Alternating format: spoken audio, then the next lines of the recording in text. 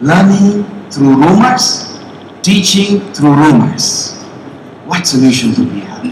Another perspective is, in the name of education, ICT, we make it damn expensive. There are institutions that make our students, our children, academic slaves. They say, when you finish O-level, you come, we will teach you A-level, but it is in a different package. So they go and they register for a certificate for 2 years. Then they say higher certificate. Then they put him for another 2 years, again teaching through rumors. Then he goes for a diploma, they say this is ordinary diploma. Then they say this is another advanced ordinary diploma. Then higher advanced ordinary diploma. Who is giving them authority to come up with the different variants of diplomas? And they make it damn expensive. $800, $900. Now we talk about FOSS, open source, where everyone must have access to what? ICT. How many Ugandans have access to $800? How many Ugandans have access to $900? Many institutions are now, again, that is also another form of teaching through rumors. And those guys who have money, they go and waste their time. The whole day they waste their time on YouTube and Facebook, and there is no skill transfer also. And they employ jacks. It is a very sorry state. But I'm so glad that NITA Uganda has now come out with a beautiful structure that stops people from joking around in Uganda. Let me stop there with respect to education. I think I've driven the point into our skulls. The next point is IT enabled services, IT enabled products. I admire the way in which our President, His Excellency, made it beautiful. Uganda has become a huge supermarket. You import everything. You do nothing. Even if you do something, they kill it. What is Uganda producing? Even the small decoders, the Chinese are bringing, the Indians are being busy. The set-top box hotel. Can't we produce that? Simple fact. Open source cannot thrive as a software without hardware integration. I want to focus more on electronics. The most fundamental part for ICT growth is nothing but electronics. If a child does not know how to hold a soldering iron and then solder a few points here and there and make a circuit out of it, that guy is not going to be a pioneer in ICT. There must be solid information about integrating software, hardware, and middleware. Yes, it is true, some people are very good in software, but if he or she does not have the understanding of how to integrate hardware, it is nothing. We must come up with the solid policies with respect to electronics. We can assemble computers. We can manufacture Android tabs. Who said it is not possible? It is possible, and it is going to be possible. Open source has got beautiful hardware points like Arduino, Raspberry Pi, Mango Pi, Greenbridge. Now we are not targeting the older people. Older people, you live with them. For us, we are bothered about tomorrow's future of Uganda. I'm also Ugandan. IDLELO. I'm from Busoga. You come across the Nile, I will take care of you.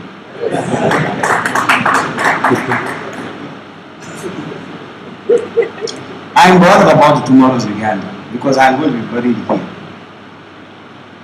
I want my kids, I want my younger generation to be the best. In fact, our idea and our objective is to convert Uganda to be the Silicon Valley of the whole African continent. And it is possible. And we're going to achieve it. With you or without you, whether you like it or not. We are targeting young people. We choose young fellows who are from 7. The moment someone clicks 7 years, we catch them there. We teach them coding. You come to our place, I will show you how young kids can do coding. They use coding with Arduino. You bring your child Even if he is so stupid at home, you bring him here. We will tame him. The guy can make apps. We are giving you guarantee 10 days your child will develop one app at least. 10 days using this. It is simple. It is such an ordinary and a fun to work with our doing. It is fun to work with the Raspberry Pi. And also we have all these integrated kits for young people to understand. We don't want to teach through romance. This business of going to the class and say, okay children, today we are going to learn chapter 1. You go to the universities, they dictate the whole book. They even give them pages in the figure 1.1 be given below. Which below nobody knows. But yet they just give them handouts. Education, integrate with the hardware and software and middleware. Our younger generation must not be hasty. There is no unemployment in Uganda. Take it from me. Most of you have not listened to what I said. There is no unemployment in Uganda. We have not prepared the younger generation for employment. That is the problem.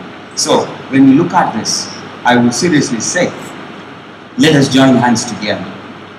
Let us not look at money, because some people come here exclusively to make money. Let us not look at money. Let us see how to build the future for younger generation in Uganda. There is also another beautiful magazine that we promote called Open Source for You. Please come. This is a wonderful magazine. If you want to know more about this magazine, go to that desk. They will give you more information. This is a monthly magazine. You will get addicted to this. We want to promote this as much as possible. We want to promote code with those few words. Thank you, Dr. Nelson. Good software can't cloud without integration of hardware. We'll move on to our next speaker, our next panelist, Mr. Adam Savua, and please be mindful of your time. Thank you very much. My brother from Lesotho, I was almost accusing him of plagiarism because he's spoken about exactly what I wanted to speak about. Just to mention, I'm no open source expert. I'm interested in startups, in corporate entrepreneurship, strategy, and business development. I'm particularly interested in young people. I work at Kingston University as the business incubation manager. Kingston University starts more student businesses than any other university in the UK. For 6 years in a row, we held that #1 position. And as a Mchiga from Kabare, to be in such a privileged position, I felt I should come back home and see what I can do about our challenges. I'm also the founder of the National Association of Student Enterprises. Our vision is similar to what my brother from Lesotho was saying, that our vision is to empower our young people, have enterprise societies in every primary school, secondary school, college, and universities. We have a saying in Chiga that akatike ni pakacheka visi. You can only bend a tree when it is still young. It is useless and futile to wait until someone has finished university to try and bend them. Of course you can try, and a few will bend, but the majority will break. So let us not wait until that time to actually start breaking our young people. So as I said, I'm no expert on open source, but I know a thing or two about building systems. And architecture is a very good classic example. A well-designed architecture system will make it very easy for anyone to understand the basics of construction. You can't start building a house from the roof down. Really, no, you have to start from the bottom up. And documentation is a key part of any thorough architecture, so that even in the absence of the architect himself, any other person can pick up where the architect had left the drawings and actually build a house. So my contribution today is that we should focus on the architecture from the bottom all the way up. Now, systems aren't just about IT. I know it's open source that we're talking about, but you should have a business component to whatever systems you're building. When Tim Berners-Lee intended, when he started the internet, it was intended to be free. But free doesn't mean that you don't get paid. You know, according to some industry estimates, there's about 180 young companies that give away their software, raising over like 3.2 billion in terms of financing from like 2011 to 2014. So yes, our IT brains can crack on with open source coding, but we really have to start following where the money is. And I think one of the previous panelists mentioned it. It's very interesting. Once you attach a monetary component to anything, then entrepreneurs will follow it with money. Then young people who are choosing careers will follow it and become interested. So we need to start making open source very profitable. How we do that is a challenge to all of you, including NITA and the rest of the government. But if you add a profit element to it, then you start seeing business systems come into play. So my prayer today, and I'm very mindful of the time, is that we should embed enterprise and entrepreneurship within our curriculum, all the way from the bottom up, especially with the IT people. Simple things like your open source software. How do you plan to make money? How do you brand? How do you ensure that you add value? How do you ensure that you get paid? Your systems must be in line with your business vision, your processes, your structure, your behavior, and so on and so forth. So you can't just focus on the open source and the coding aspect, but you really have to have a business element attached to it. It's as important as the software itself. And most of you will know how many companies now are using open source and the huge advantages that it offers. But unless and until we attach a business and monetary value to it, the geeks will crack on coding, but their products will not progress. So my solution is very simple: expose and interest our young people into this space, embed enterprise education into our curriculum to support our young people, to exploit the open source opportunities, and they're immense. I would love to see the next biggest company in this space come from here. Why not? Why can we not produce the next Linux here? Why do we have to outsource everything to India and China? Why do we have to bring people from the Silicon Valley? We have very many young, enterprising young people here. Uganda is the most entrepreneurial country in the world. And yet, I am yet to see a Google emerge out of Uganda. So technology is a huge and great enabler, but unless and until we attach a monetary, a business value to it, our people will carry on coding and will not make as much progress. Thank you very much. Thank you very much, Mr. Kuruba. I will move on now to Mr. Mohamed. Good afternoon. Let me quick stick to relevant to the topic, how to build systems using open source. Subjected to the topic which is given, how can we engage our business or IT infrastructure with the help of open source? Let me start with a quick story. When an organization wants to establish a business, it was mainly focusing on how we are going to start this business and align the business goals. The time they don't consider about they don't even consider about the IT. So they start proprietary softwares and they're going to start the business. But later the chair has been sitting, how do we cut down the cost? Cost is going up. Immediately the response comes from the team. The cost is coming from the IT. IT is the one who's bearing all the cost. Now it is where the open source comes into the picture. How do we reduce this cost? The licensing cost, the administration cost, the most important thing is the securing cost.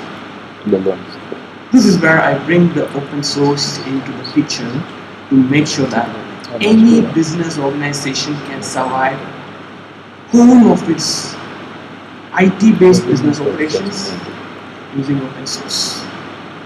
I'm talking about the testimonials taken from, because we never want to try something when someone told that, yeah, it is fine. I really want to pull out Apple, Microsoft, the brand values out of people's mind. And they really need to think about anything can do the purpose. So we are ready to build the purpose. So when the testimonial came from different companies, they have been using open source, and they survive. They can survive. So we have been really looking into what makes these people to adopt the open source. The first thing was coming with the stability, reliability, as well as the scalability. And it is so much ready for integration. I remember a story some time back. My former employee who came with a device and said that this device can filter internet. Okay, we procure it. No, don't worry, we procure it. As long as it's filter internet. Later a year come back, he come with a big licensing note. See, we need to continue this. We need to pay you this much. How much was it? Oh, it was coming to a 2-figure or 3-figure $1,000. Oh, we are not ready to spend that. Oh, let us discard the device. This is how most of the ICT equipments and the solutions are being dropped back. So another employee came into that and said, can I build the same system what it was doing? The next management question is, am I spending money? No, you are not spending anything. You will build a system completely for free. Are we legalized? Yes, because we are fetching from an operating system which is available for reuse. Go ahead. But the particular idea has to be successful. After getting the report, has it done the job? The question is, yes, a solution which is built from an open source has done its job. This is how we need to build a lot of confidence to the authority who is driving either the nation or the business, or however you call them as an authority. The same confidence has to be given to each and every module, a nation or a company which I address. And we need to be so precise that without spending a lot of money to be investing to some brand owners, let us have our own solution deployed. Me as an ICT strategy consultant, who really looking to bring smiles on the customer's face, because the smiles just disappear when I give them the bill. The Microsoft has costed you $1 million. $1 million? Just for an IT, which is driving the business? So that is where this thing comes in. Can I bring you another thing which can do what same as this? Yes, that is where I bring my open source. Right from every aspect of developing an ICT environment, we need to adopt an alternate source. It is not that there's no monopoly. I believe that there's no monopoly or monarchy to go with. No, without him we cannot survive. We have alternate. But the only thing is, alternate may not be known to you. So it is as a consultant's responsibility to make the consumer aware of the different availability of options that they can take through to align the business.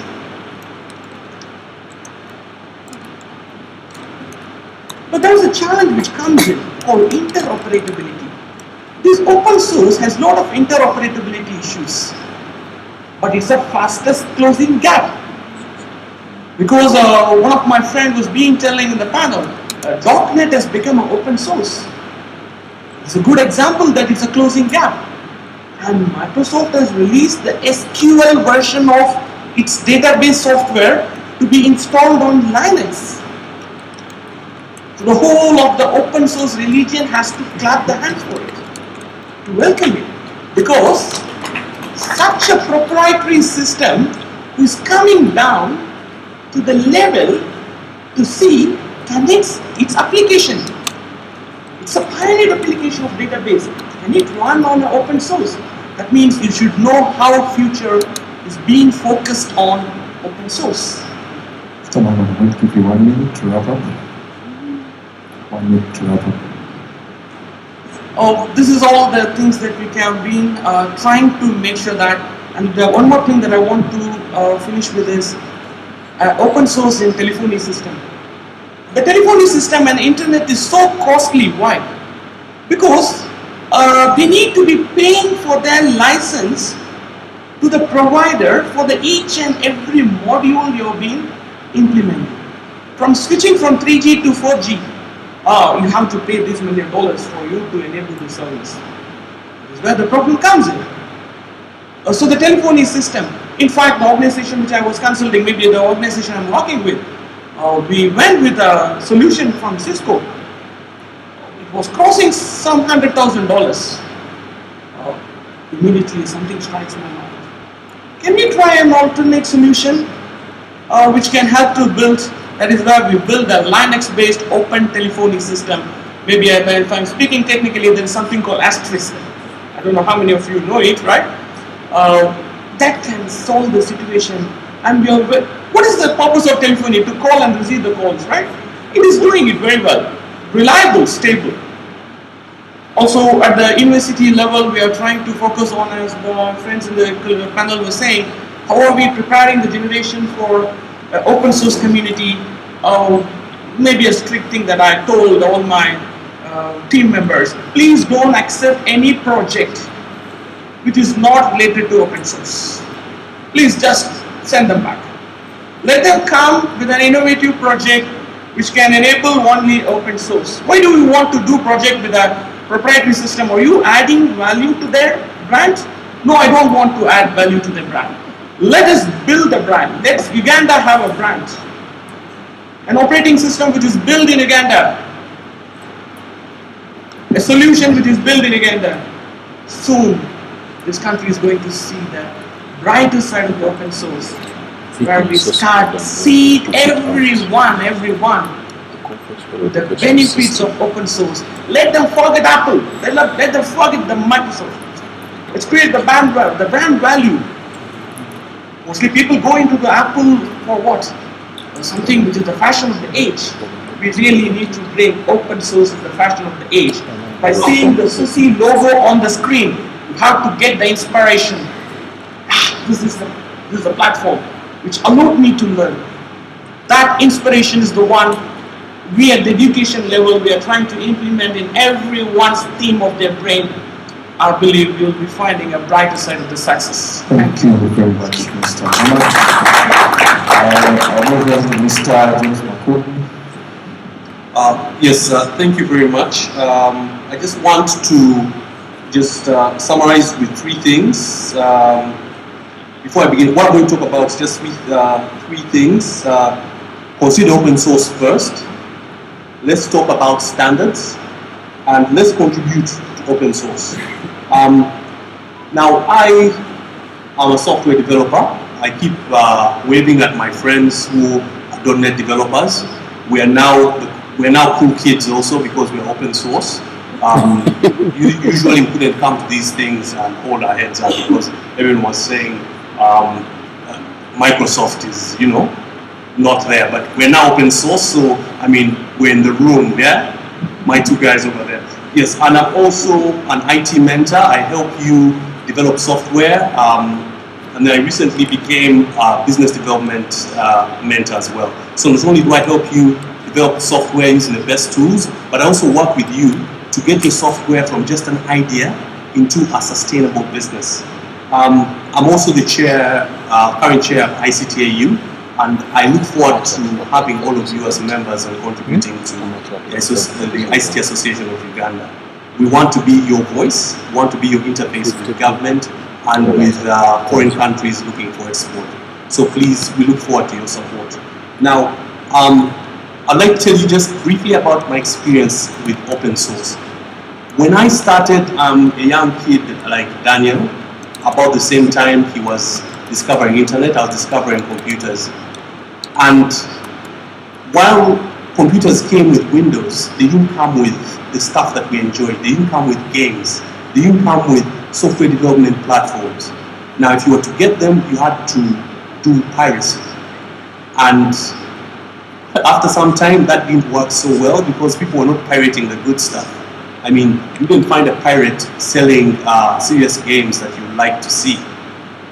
But when I looked at Linux, if we compare Linux and Windows, the first Linux distributions I used to get, Windows you get Solitaire and Minesweeper, I think. Yeah, those were the two. But Linux, we had a challenge. When you'd install Linux, you'd have to uninstall very many games. You could run Linux for 2 years and there would be very many games you did not even know were already in there, free of charge, okay? So you weigh the two, and going with Linux from the start, you're getting your games already there, you're getting open source licensing to develop your software, you're even getting the opportunity. Because I remember when I started Linux in '98, the X Windows, the Windows version was just a new thing. So you had to compile it on your own computer. And because you had to compile it, you had to write drivers for your own monitor. If you wanted to put your external CD-ROM drive to work, CD-ROM drives in '98, that was the cool thing, you know. I was the coolest kid on campus. Not only did I have a laptop, 200 MB of storage space. I was a killer, you know. I had 4 MB of RAM. I mean, guys were coming to me with their games and saying, James, this game Doom will work on your laptop. It doesn't work on mine, it will work on yours. 4 MB of RAM. I was, you know, not only did I have that, I had a CD-ROM drive. Now, to install Windows 3.11, you needed over 10 floppy drives. There are 12. Over 12. 12. To install Linux, there was a distribution I started with, it was called Zipslack. It was on 1 floppy. With the two, okay? So the barrier to getting into learning these computer things was lowered by just, you know, getting into Linux. And then Zipslack, the community that I was getting this from, there was a little support, and they would tell you, dude, if you move Zipslack, if you move it from floppy drive to your hard disk, we will send you a certificate that you can show anywhere and say, I've got my Linux certificate. Because it took a lot of Linux skill and understanding to move from floppy, so that when you boot up your computer, it boots that operating system. I got to a point where I could get it to run X Windows. And people say, looking for me on the Linux community and saying, hey, you run X Windows on an IBM laptop? How the hell did you do that? And you know, the community was that supportive. It was easier for me to learn. Whereas on the Microsoft side, it was a bit of a challenge. The minute you called them and asked them, so now, when I click on Solitaire, it crashes. Can you help me? You ask, say, yes, Mr. Makumbi, I'm checking my list. Where is your license? Who did you pay? Where did you get this? What country are you? What's your home address? What time are you home? You know, very scary questions. You just want to know about when you've stolen software. When you've borrowed your friend's backup of this software. We don't steal software. Then, as I began my journey writing software, one of the most beautiful things about open source I learned, you find, I want to write an app that that serves websites, okay? You go to the Windows side, you tell you need IIS, you need this, download this driver. I have 200 MB, I have 150 MB of games, and I have only 50 MB for the operating system, and you are the mess. So I have 5 MB left. What do I need? The Linux tells you when you install this floppy, your web server is working. When you code your website in PHP, it's already working. But not only is your website already working, but we have over 1,000 solutions to that same problem. Different opinions already there. Okay? The source code is open so that if there is a problem, there is no chance. It is in our proprietary software in Microsoft. They give us prizes. If I found a way to hack Microsoft Edge, the latest browser, if I found a way to hack it, Microsoft will give me $5,000. Okay, that is how open it is. But Linux, there is no prize because more than 1,000 eyes are looking at the source code. So finding a bug is very rare. You are most likely to find someone found that thing and solved it. A popular example I can give is Oracle. When we had a challenge with Oracle, and if you Google around, you find someone else asked the same question 10 years ago, and where someone has asked questions, their answers, someone asked 10 years ago and never got a reply. So who do you think you are to ask that question today? If the other guy asked and it is still there, then don't bother asking. So we're looking at a community that not only has gone the path you want to go, but also is supportive, has a precedent of evidence. Yes. So then also a popular story. I just want to share 2 more anecdotes. Who's read Who Moved My Cheese? It's a great book. I advise you all to read it. It prepares you. A summary of it is there's a hockey player called Wayne Gretzky. When they asked him, how can you be so good at ice hockey? You know what he told them? Some people play to where they can score. I go to where the ball is, and that's how I score. Okay? So, direction. You need to be where the world is. As we Microsoft guys, we're now going open source because that's the direction. So, it is common sense to you. Now, back to the conclusion I had started with. Consider open source first. Before you start a new idea, it's what I learned from business. Check if someone else did it. You could instead improve on that idea. Then let's talk about standards. Okay? Open source is shared by many people and contributed to by many people, but it addresses many different problems around the world. So if we're going to implement it here, then all of a sudden this whole thing we hate that we try to reject at ICAU, the NITA certification, begins to make sense.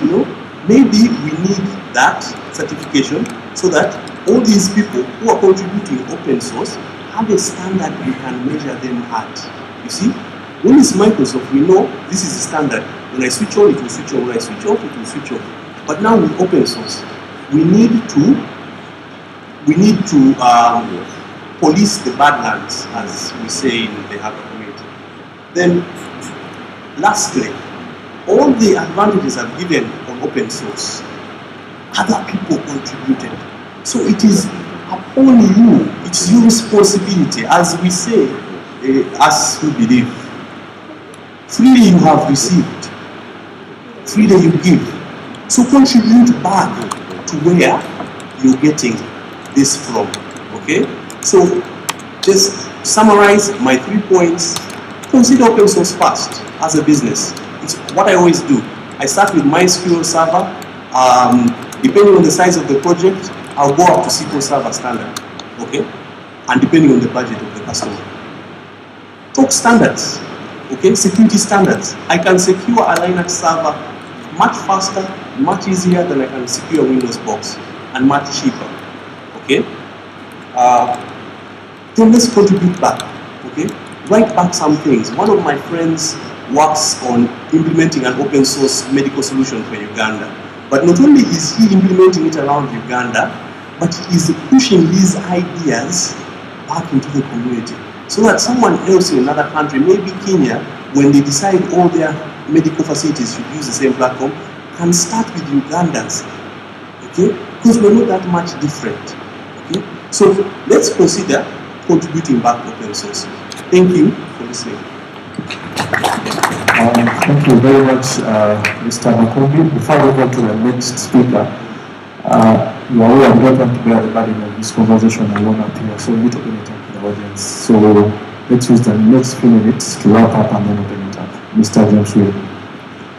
Yeah, thank you very much. And all of the panelists who have already contributed. I'm going to point out only one thing. And I'm a very practical person nowadays. I got tired of this whole thing of sitting in conferences, workshops, talking and talking with no action. So, when it comes to open source and building systems, I think it is important that going forward, because it looks like the ingredients for the basics to prop up open source, especially in Africa, seem to be in place. Now, the next level we have to get at is we need to get down to sea level. We need to start using open source, whether it is open software, open content, open hardware, wherever it is, to solve real life problems. Yesterday, again, in her speech, Nena hinted on this, where she said, we are looking at solving problems in America and we forget the problems around us in Kampala here. Okay? Let me give you basic examples. Most of my other heart, I'm always in the rural areas doing lots of small things here and there. Shopkeepers, simple things like bookkeeping over their phones. You don't have to mandate them to first get computers and stuff like that. Can we use open source to effectively and cheaply deliver some of these services to them? Even if they don't have to reconcile with the tax authorities.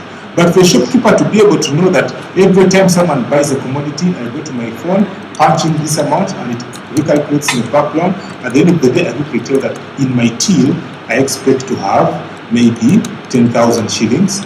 If I don't find 10,000, then there is a problem. Someone has stolen money from me. Look at farmers. There are so many things farmers tend to need that can be solved using some of the technology we have, and open source could come in handy here. Simple solutions for small business owners, stall owners in these markets, traffic jam. We are always cursing, traffic jam, traffic. But can't we come up with solutions that could help? Maybe an early warning system. Before I leave office, I probably go to a particular site or launch my app and it says, hey, avoid Kalero roundabout if you're going to Gayaza. And quickly I lose another route. This way, we are getting these open systems to be real and of value to people. And to me, that's what matters more than anything else. We may be developing solutions for these big players and I don't know whatever they are, but if we cannot get down to sea level, then we are not going to achieve much in the hearts of the people. When it comes to things like school, homework, every day a kid comes home after having copied 3-4 pages of homework questions. Why? These are simple things we can do using open systems. Content. I was very blessed yesterday. I interacted with one of my oldies from my secondary school days. He happens to be, I think, the deputy headmaster of Gayaza High School. And he showed me the open content they have. It blew me away. It blew me away. To find students coming up with content, I saw one of the videos, and the advanced level students were showing you how you can dissect a rat. And I remember my days of dissecting rats at school. And the way they were doing it here and teaching it was much better and easier than the professional teachers in quotes. Okay? Now that's the power of open source. And that is where we should be looking. Thank you. Thank you, Mr. Wu, and finally to Mr. Michael Mutageka. Coming in last after such a highly testosterone panel, I have nothing to add but to submit that everything we have said is correct. Number two is, I think one of the things we need to overcome as a continent is this, me inclusive, the talking. We spend a lot of time strategizing, thinking, and hardly getting to do anything. And I mean, doing a lot of self-glorification. My point is, we talk to ourselves. The IT people really enjoy talking to ourselves. A lot of stuff we're talking about here. I am an IT wannabe. I just went into the space out of passion. A lot of stuff we are talking was like, what is James talking about? We need to open up and allow other people to be part of this conversation. And this has to happen even at our universities. This is what I call co-creation.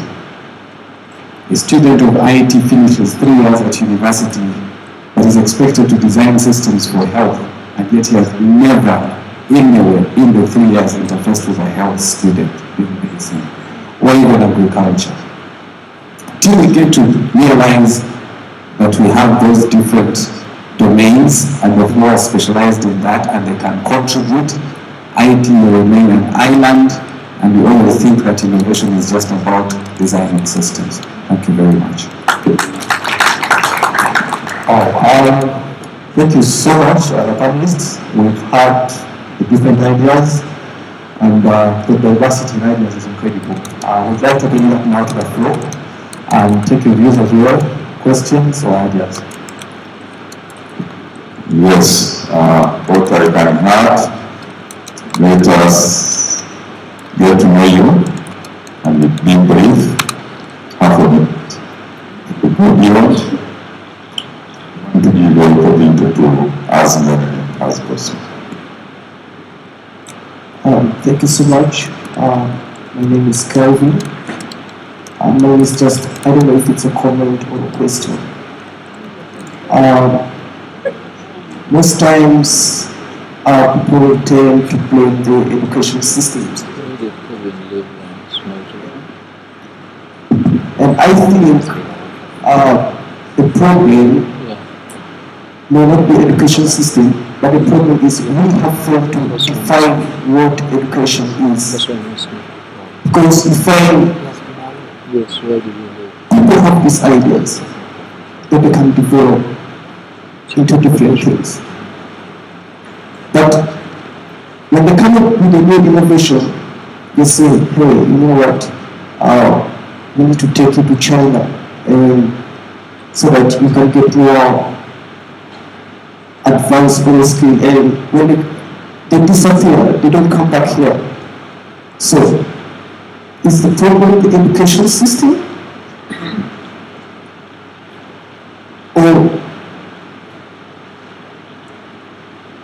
Or the problem is we ourselves?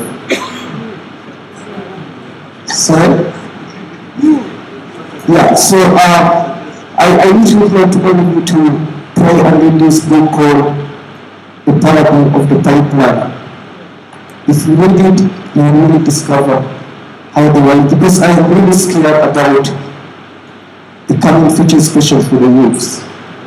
We are heading towards the complex days.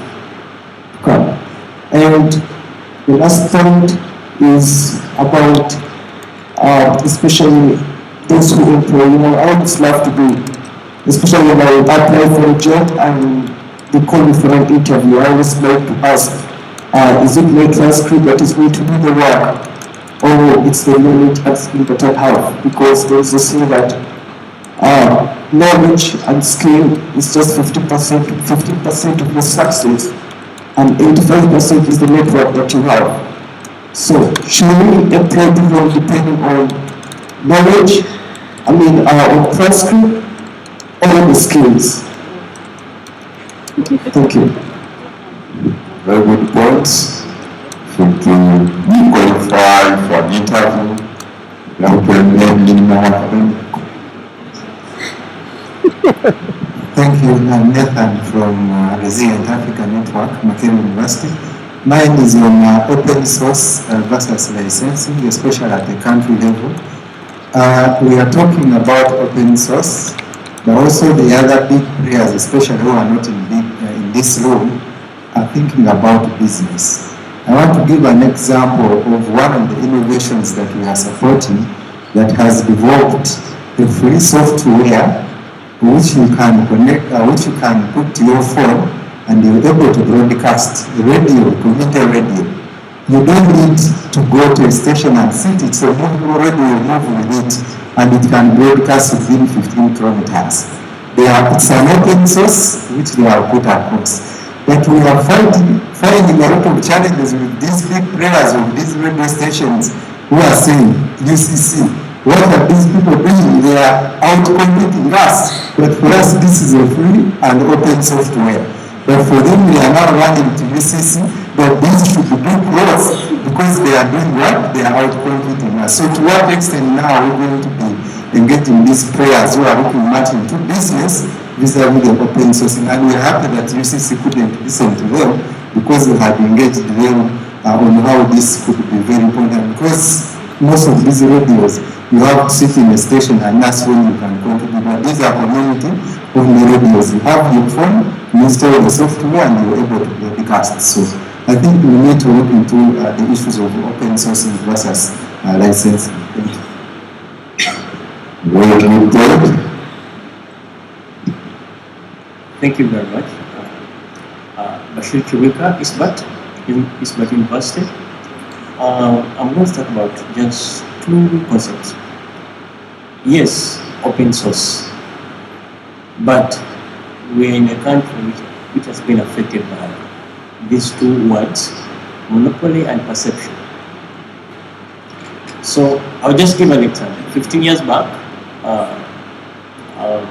lectures me with MOE. So we used to have, or almost everyone say, we used to call mobile phones Celtel. Celtel, I think that's it.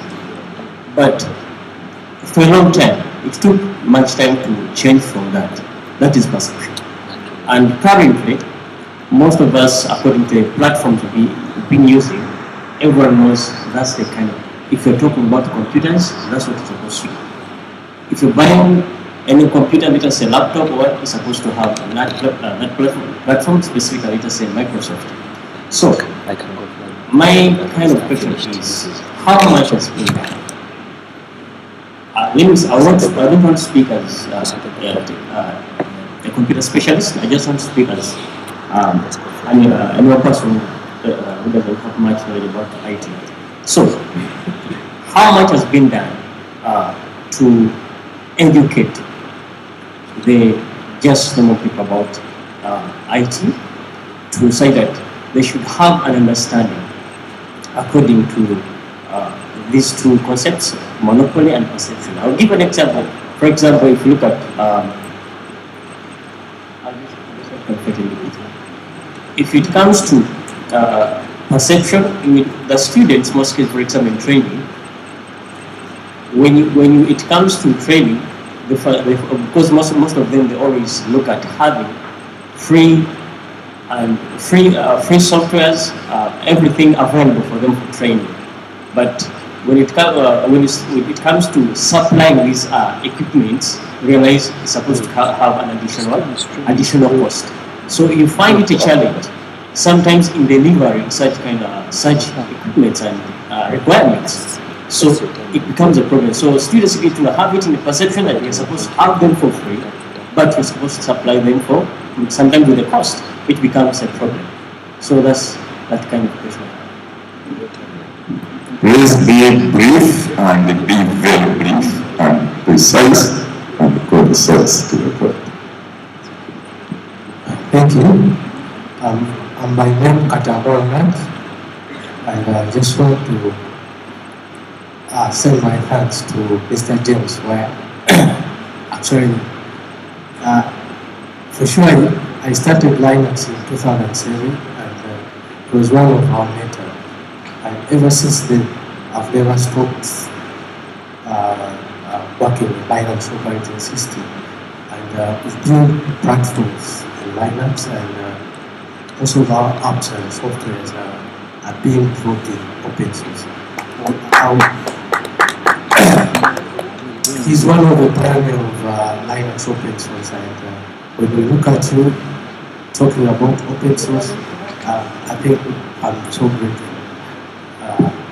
Secondly, when you look at Linux, its collaboration, for example, Zimbla, the collaboration, I'm also a SharePoint specialist that use SharePoint, SharePoint. But when you look at Office 356 and you look at Zimbla and Exchange, you look at most of these Zimbla collaboration and free of charge. You just have to get it and configure it and do most of the things free of charge. But when you look at Exchange, you have to pay very much. You have to do everything. So I think it's a very great opportunity to be here and listen to you guys. Thanks. Cost comparisons. Okay.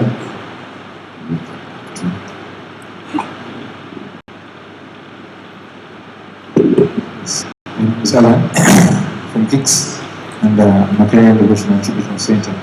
This will observe Mr. James. I would like to know how far have we gone in terms of research and development with open source software, because it comes mainly with that we are still working behind in terms of doing enough research of all the emerging technologies. I would like to give an example. Right now we have the groundbreaking research going on around in the world of technology, that is the Internet of Things. And it is all based on kind of open source technologies. And if you look into it and try to study it, you realize that it addresses a lot of issues around Uganda and all the issues it is facing. Not so to do with the vocational institutions, like someone said asked, how can you find a way to get open source deal into the tertiary institutions and vocational institutions? So let me use one example. Imagine students right now are living in vocational institutions with certificates, but they cannot access the equipment to do the work that they are supposed to do. Example they give is students who are baking cakes. Equipment is so hard to get because they're just out of studies and they can't afford these things. But assuming if we have research going on within Internet of Technologies of Things, whereby someone could make use of any equipment like an oven, which is sitting at home right now, which the person is not using. So instead of coming up with a system and a network of hardware, software, people, and networks to ensure that we at least have this collaborative thing around the open source thing, to ensure that we at least make good use of this, because it always has the real problems that the Ugandans are facing. Thank you very much. Something to do with research, force, and another area like Internet of Things. I'm going to allow you because you are it. All right, thank you so much.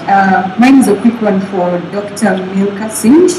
I absolutely loved your presentation. I just wanted to know, what's the demographic of the kids that you train? How many girls do you train in your school? Because I want to know how many girls are really interested in coding, because as a girl who's been so passionate about open source, I want to know what generation of women scientists and coders you have in your institute. I think we're now for 2 more questions. Yeah, this is Sheo Ojidiji. I'm speaking as a FOSSFA Council Chair. Just to also thank Dr. Nickerson, I hope I pronounced it well, for the talk. I also want to just use this opportunity to actually invite you to be FOSSFA member.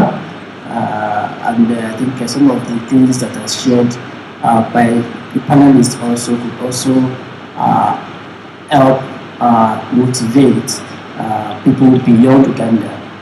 FOSSFA has a community of FOSSFA enthusiasts and developers that whatever it's, I mean, what you're sharing right now could also be of interest. So I think we could extend this beyond Uganda. Let's share experiences, and let me also use the opportunity to welcome members on the floor to the FOSSFA community service tomorrow. Thank you. Okay, and one last one.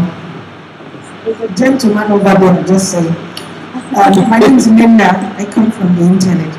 I teach law, I teach tech, I teach governance, and I teach languages. And one common point is that no matter how black a learner is, the teacher has influence over that person. And in terms of technology, it's even more important. So I was asking Dr. Kitobi here, where, I don't know Uganda very well, where is our teacher training college? And is IT of any kind, whether open, proprietary, or whatever source, is it taught there? Because if the teacher trainee comes out without a passion or knowledge for technology, you cannot expect that person all of a sudden to develop that when he has been posted and kids have come to him. So what is is there any IT in the curriculum of the teacher training college? Thank you. For left like 4 hands up. The MC, I have it that I can dictate it, and you forgive me.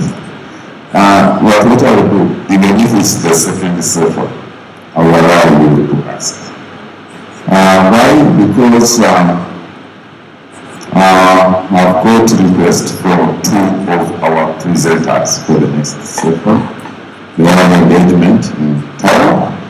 So what we are trying to do, that immediately after this session, before we go for lunch, we fix the next session. Our going to be a bit delayed, but it will take a full time, maybe an hour. I will allow you that. But we are going to do our lunch intro, and I'm not going to say sorry to you because that's the beauty of being the MC. You can dictate a intro, but people will appreciate you after, okay? So, Chair. Thank you very much, Mr. Ceremonies. I'm going to unbundle this up a little bit. So, let me ask a question. Teacher training colleges, what is it? Along with that, our education system. Gentlemen asked what employers are looking for. Is it a skill or a paper? Then also, in terms of R&D, what is happening and what is going on in vocational institutions and universities? So I'll ask Mr. Michael Mtegeka to touch briefly about that. I'll also ask James to touch briefly about that, James Ray, and then we'll move on to our questions. Michael, please.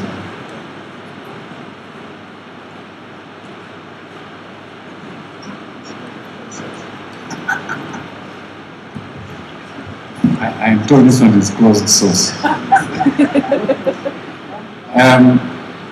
I think, what do the employers look for? Right now, if I was on an interview panel, I think most of the times I'm going to look for the attitude to learn. Do you possess the attitude? Do you demonstrate, do you exhibit that attitude? And many times it is in the way you respond to questions, the way you present yourself. And because many times people come in and the first thing they want to demonstrate to you is the certificates they have and what the schools they went to.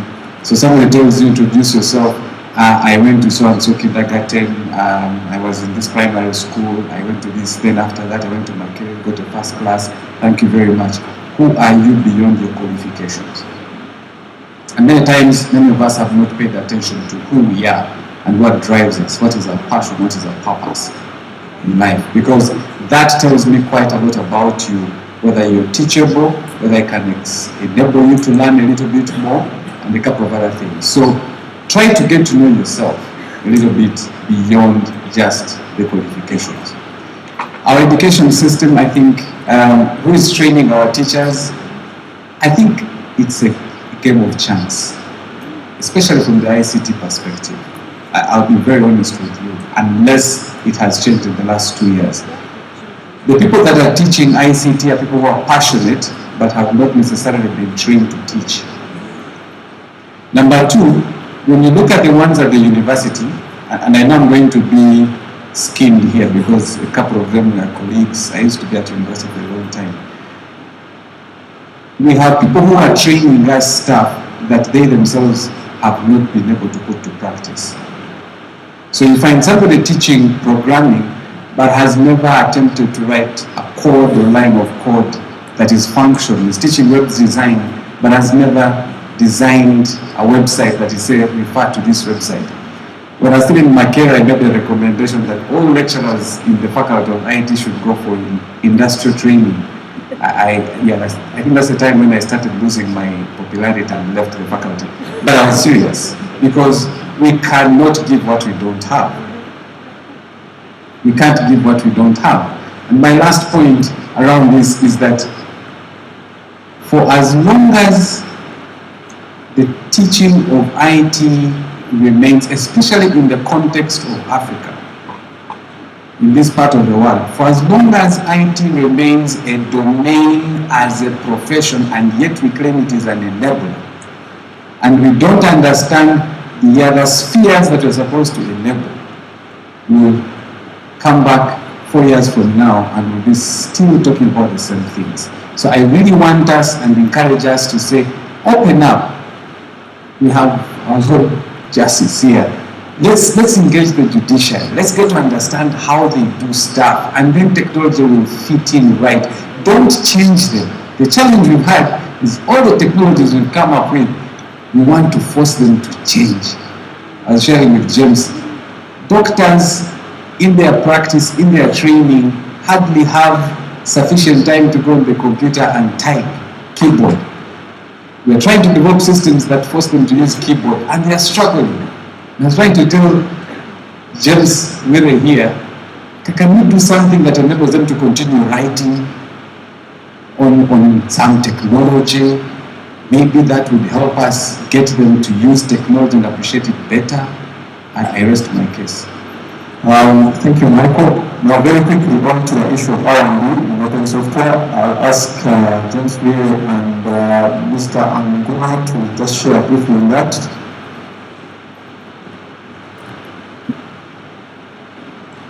And can you please repeat for me the issue on R&D? Yes, Someone asked about how much has been done in terms of research and development in regards to open software, and also its application within vocational institutions and universities and so on. Yes. I had to quickly hint on the issue of the teachers. I know in their curriculum, at least for nowadays, there's a component of IT, but however, it is basically the kind of curriculum that you would easily, that is for an 8 or 10 year old, to be honest. The kind of skill sets that are being trained to those teachers are those that we are already training children under 10 years in some of the other schools. So I think they need to do something more than merely teaching them how to use office tools. Two, the influence of teachers also when it comes to the students. I think it's a very big issue here. Greenbridge, with all respect, they're doing a good effort to try and train the young kids, but the challenge these children will find is as they go higher in the academic structures, they will find people who will feel intimidated by the knowledge they have. I'll give an example of my kids. I'm into astronomy. So now one of the things that my children already know, well, they know that light bends. Now you'll see this case, please. Gravity makes light bend. So now my son was in class, strictly in a straight line. And the boy puts up and says, no teacher, but light bends. Oh, out of my class. Exactly. And he went ahead to say that gravity makes light bend. And the teacher felt so pissed that the next time I went there, it was being termed as, what is Kajaranja in English? Stubborn kid, okay? So that is what is likely to happen. And I think the effort needs to be two-way. On R&D, I think open source, because it has no like centralized structure, it's like a bazaar, a market. In Kampala here it's Kalewe market or Nakawa. In Accra there's that market where they sell snails. What is that market? Big open market with so many stalls, different people doing different things altogether. So if you try to track R&D in open source, you need to use a different approach as opposed to the one that we are used to of saying, oh, IBM is doing R&D in this particular direction. So there's a lot of R&D going on all over the world, and even locally, I know there are a couple of guys here and there who are doing things in a similar line. Then when it comes to the tertiary institutions, I think there's an effort. Things began changing around 2008 when tertiary institutions began embracing open source. I remember in 2009, me and a gentleman called Chibun were taken on by the College of Computing to do a training course for 2 semesters in open source. And it was the best experience I ever had. Up to today, I'm so happy because the guys who trained, they say that it was life-changing. Their lecturers, with all due respect again, the traditional lecturers, were only giving them blackboard knowledge. They write a command on the blackboard that this means this means the other. When we went there, we insisted that these kids are going to train from a lab with computers and going to the internet. And we did that over a 2-semester period. And even when it came to the exam, we gave them an open book exam. They were shocked. Are you sure I won't have the internet access? Free, it's okay. But the funny thing is, their performance was directly proportional to their level of activity in class. Those who were hopeless during class time also failed despite having open book access. Thank you. Well, yes, R&D. Yes, actually you did mention R&D and education, but R&D is not huge, and frankly, that's not my area of expertise. However, I wanted to comment on the issue of education, whether that's the problem. And the gentleman mentioned about knowledge or skills. There's a huge difference, and I'm not so sure that very many people actually understand the difference. You could graduate in the first class and you're well information, but you may not have the skills to actually execute anything.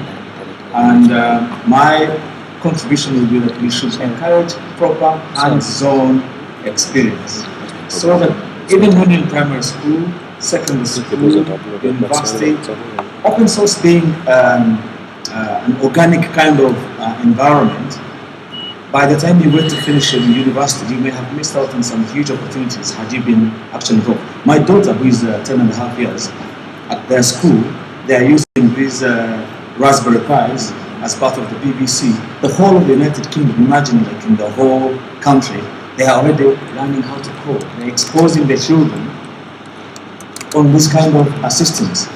But then the challenge becomes, what is that poor teacher going to expose your daughter to if they don't have a clue about this Raspberry Pi? So our teachers should not be vilified. They're doing the best that they can, but they should be empowered. We should also tap into the third sector, not necessarily waiting on government. So third sector, people who are working within the same space, like for instance, organization MACE, to embed and interest of young people into open source, among very many other things. One last point is that, as I said before, there has to be a business aspect attached to it. You can't just teach people how to code. If it doesn't make business sense, it will fail eventually. So we need to engage our young people. We need to have a business aspect attached to our training. So not just the IT, but the business side of things. Those two have to be working in tandem. Thank you. That is Dr. Naka, the demographics of your students, but also in terms of awareness, any thoughts on that? Well, I'm so delighted to step in again to answer these questions. Well, at Greenbridge, we have a unique policy. Any girl child who comes, we give them a flat 5% discount. Yes, sir. Thank you, sir. It's not that I'm proposing, it is what is happening. Why do I say that? Greenbridge, our target is not completely the younger generation. Of course, our most important target is the young people. Now, besides that, we also do and pitch high-level, sophisticated corporate training also. Greenbridge is known for its impeccable training with respect to corporate. We get into most sophisticated areas like cyber forensics, cyber security, network security. Well, I may not divulge all the strategies that we adopt because some of my competitors are already around. What I want is, let me just half a minute, Chairman. I'm sorry, I made a mistake. Open sources like this, I'm sure I'll be audible. Assume that you have a knowledge, 1, 2, 3, and 4. Okay, this is knowledge. Assume that you have 4 corners of knowledge or talent. You just give it away. How many corners are these now? 1, 2, 3, 4, 5. I give another one, I share it. Good. 1, 2, 3, 4, 5, 6. I tear another corner.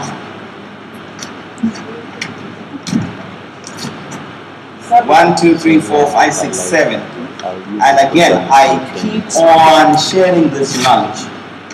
What is this? 8. Double. Open source is precisely this. We are advocating open source, and we are also advocating open source learning. Anyone with the objective of empowering Ugandan youth, if you have that as a life objective, come and talk to me. I will go and walk with you any miles to get this done. Why? Because we want this as a movement. Yes, we belong to NRM, but at the same time, it must be a national open source movement. We must go into that. Thank you very much. Thank you very much. Mr. Mahmoud, you just come to us the license. Yeah.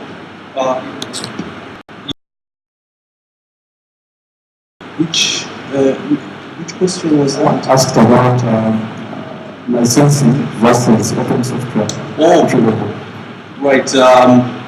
The challenge, yes. My colleague Nathan from RAN, yes. How do we compete with licensed institutions as open source? Now, this goes back to what Dennis here says. If you have a business component to everything you produce, because open source is the strangest market possible. If you have an office platform, for example, we started with LibreOffice, and then some people disagreed. So they said they got the source code and created OpenOffice, and that's what happens in open source. Then now for us who want to use the open source Office version, we come and look at Microsoft Office, $300, LibreOffice, free of charge, OpenOffice, free of charge. What document standard are we using? We're using DocX. It's an open doc standard. It fits across all 3. So I pick one. Then it's up to the LibreOffice or the OpenOffice community or the Microsoft Office community to convince me. So what I'm trying to say is, really, government can't help you push your product if your marketing effort or your popularity is not that good. If you have a solution to a need, to a burning problem, then people will take it up against these guys. You already have a value proposition that you are cheaper and more accessible than these FM stations. You have greater reach, and quite frankly, we discussed this before. I'm surprised UCC endorsed you as an unregulated FM station. So just that alone gives you mileage over these people who have to sign and pay annual fees, while someone is on the other side being paid for every advertisement or broadcast that's made. So it is your proposition, your marketing, how you put your product out. Really. Thank you very much, Mr. Makundu. And Mr. Muhammad, on behalf of this panel, please wrap up this in one sentence.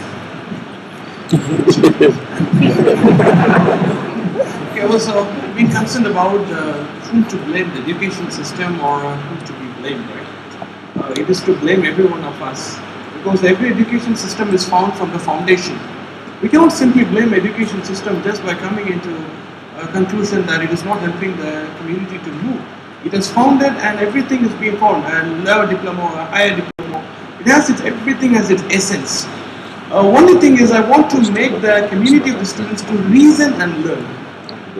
Let us convert the rumors into reason. When people say, it's a rumor, sorry, when I'm just making an example, when there's 3 pedals, right? You reason it, you ask, the student's responsibility is to ask, why is that pedal? It may not be always the trainer's responsibility to say it. So once the students are motivated to learn, we get out of the things of coming out. So best reason and learning in this community will add fuel to the open source to bring out a very big and massive IT support to the country. Once again, I point out for the students community here, reason it and learn. If you can't reason it, reach your teacher. If you can't reach the teacher, come to me. Thank you very, very much. Round of applause for this panel. Thank you very much. Back to our MC.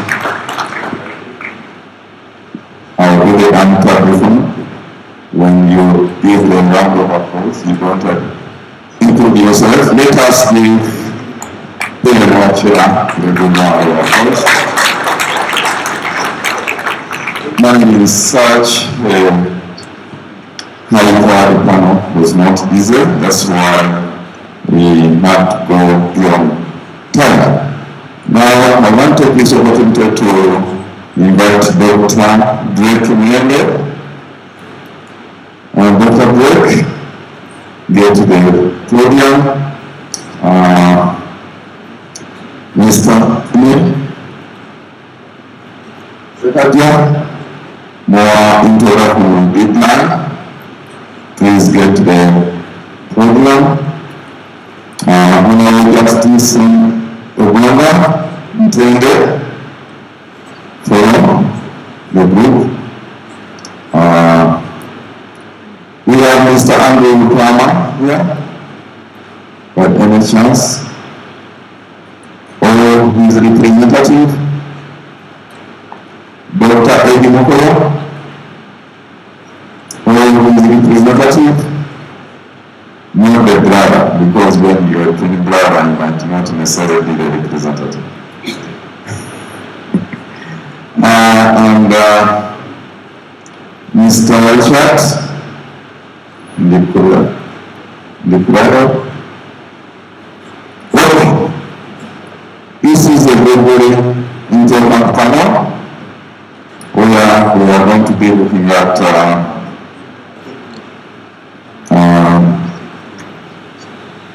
enterprise technology tools in health, justice, law and order, agriculture and smart cities. Okay, I want to hand over to you, Doctor, and I know the people told me the people when it is lunch time, not even about lunch, but you see it in their faces. You are going to get the signals very well and what? And the clear. So, your presenter, the people will be sending you the signals.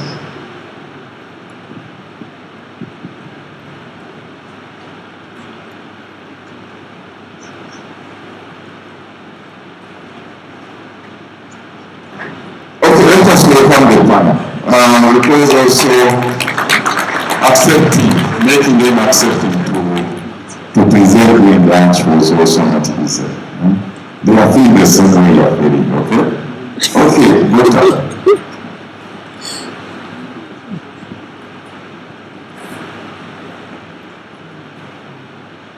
Yeah, that co-passing is very, very important. I'm trying to see how they can fit within the 20 minutes allocated to them, strictly to present, and 10 minutes to hear from the trainer. Good afternoon. I know we have a very difficult task. One, keeping you focused. when the central government is also demanding attention. So I'll try as much as possible to make sure that this session is covered in 30 minutes. And without further ado, I'm going to request each one of us introduce ourselves at the point when we are discussing issues so that at the same time. Some of you may not know me. I'm called Dr. Drake Patrick Mirembe. I happen to have many faces, but for today I'm here representing UTAM, that's Uganda Technical Management University. I have an experience of working with Microsoft, ITU, and many others, and I've been really at the forefront in trying to nurture innovations in this country. I'm privileged that you selected me to chair this panel, and we are going to understand from different sector players how they are integrating open source technologies in service provisioning. Key of the discussion, we want to learn from them what they are doing, how, what are the opportunities, the challenges. And allow me, as a parting shot to the previous panel, I missed a stakeholder analysis, and I hope my colleagues will try to, in the discussion of their issues, map out stakeholders. Because the challenge we have in this country, we organize excellent conferences, we organize excellent forums, we nurture ideas, but we leave tasks with no owners. So we end up with, we should do this. Who is going to do what? So I will request my colleagues and anybody making a contribution, clearly highlight if you're giving a recommendation so that we know who we should push to do what. So without further ado, I've taken 3 minutes. Allow me to ask Dennis to tell us what he's doing in the areas of health, in the application of technology, and in the theme, you have not more than 5 minutes. Good afternoon, everyone. My name is Davis Musinguzi. I'm the managing director of a startup company called the Medical Concierge Group. And what we are really is a telehealth business, and we provide doctor consultations to anybody that needs one 24/7, and we are able to coordinate your healthcare using mobile technologies and other software tools. And we've been around for about 3 years, and we have a monthly active user base of about 50,000 people. And what we do really is we have created a culture, a very open culture, on how we can be able to improve access, improve affordability, and also improve the quality of care that people experience within the Ugandan healthcare context. And we were very keen on making it free from the very start, so people can actually realize the benefits of convenience and reliability when it comes to using telehealth as a means of accessing care. But then what was really important for us was that we started out lean and frugal, and to be able to achieve that, we had to rely entirely on open source technologies.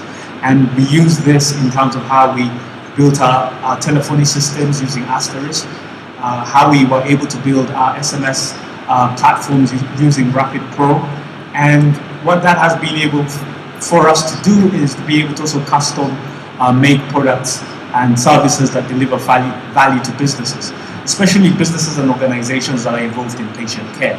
So we provide a lot of B2B services to clinical research, private hospitals, development projects, and also to health insurance companies.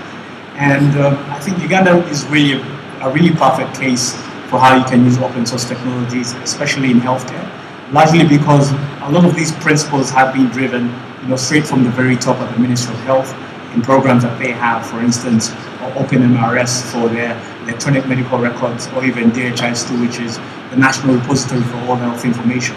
So I think the benefits are really clear that we, as a startup, were able to launch a very successful business at a very minimal cost because we're using open source tools.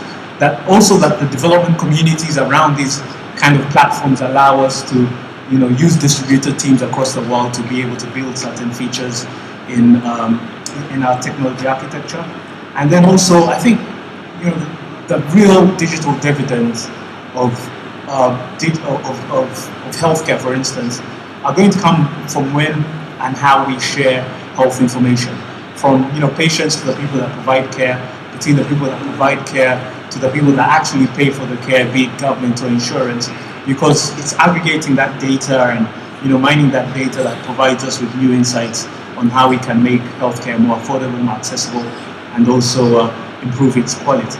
So I think in terms of actionable kind of interventions, I think a lot of healthcare is still driven by policy and regulation, standardization, and making sure that people that the stakeholders within that space are actually compliant. So we really need to advocate and lobby at a ministerial level, at a government level, to make sure that healthcare IT has very open standards, and we're able to build and innovate around a lot of those open source technologies.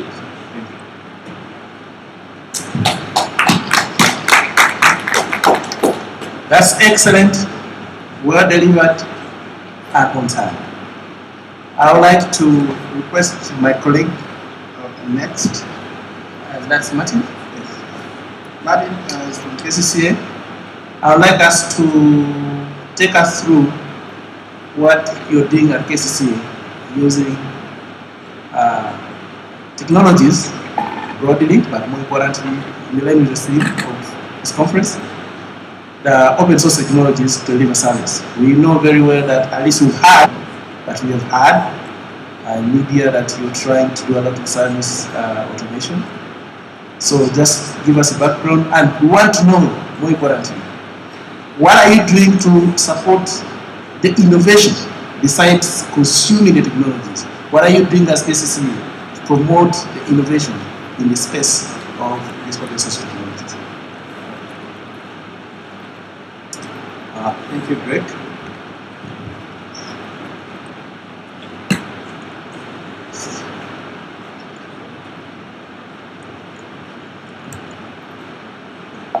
Hello?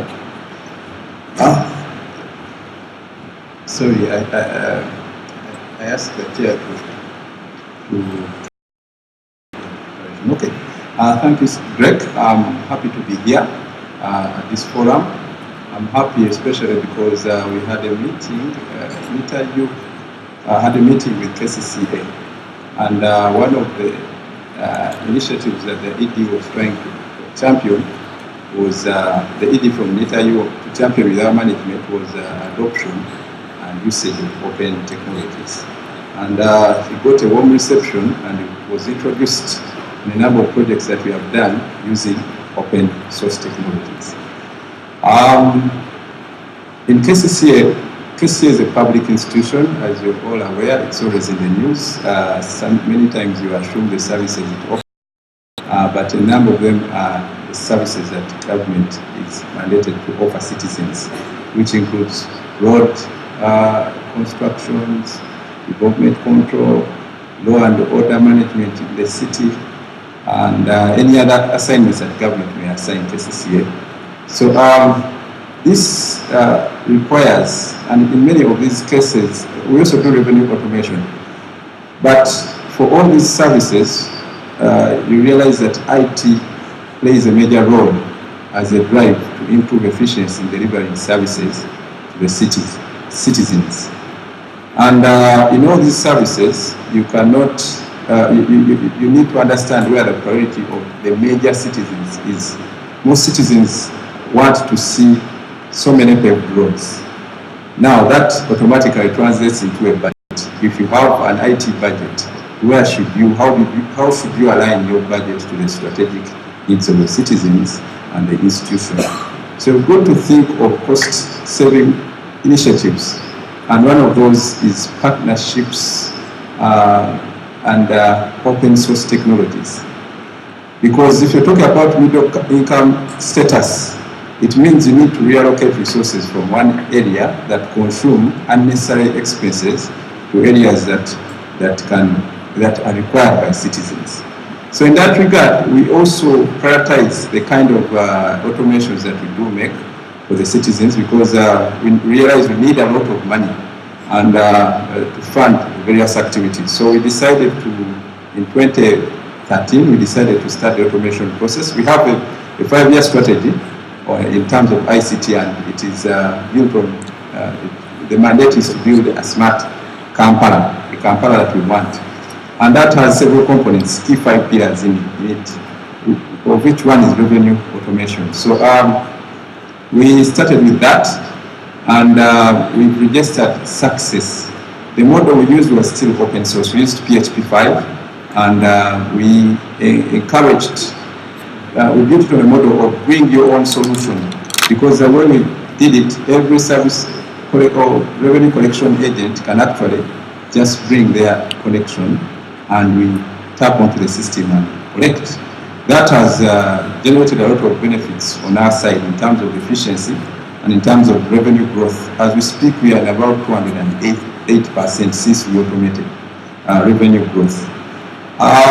We realized Kampala was also at the time developing into a fast slum, but we needed to have development control. Right now, what we are doing, in addition to that, we are building what is called a smart permit. This will help in construction management and development control, issuing occupancy permits to mitigate some of the risks that citizens have, falling buildings and whatnot. We are also, we realized one of the problems was traffic management. The earlier panelists mentioned something on traffic management. We have finished training in computerized traffic management. We also have a pilot that we are working on to have a mini traffic control center to manage traffic remotely from a centralized zone to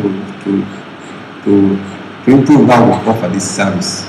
We also have, we are working on an integrated hospital management system also for public hospitals within Kampala, starting with, but this we are working in partnership with Monaco and the major hospitals that we just constructed, Chirudu, Kawempe, because we want to have patient records. We want to manage patients when they come to, they can get a service from whichever they do access.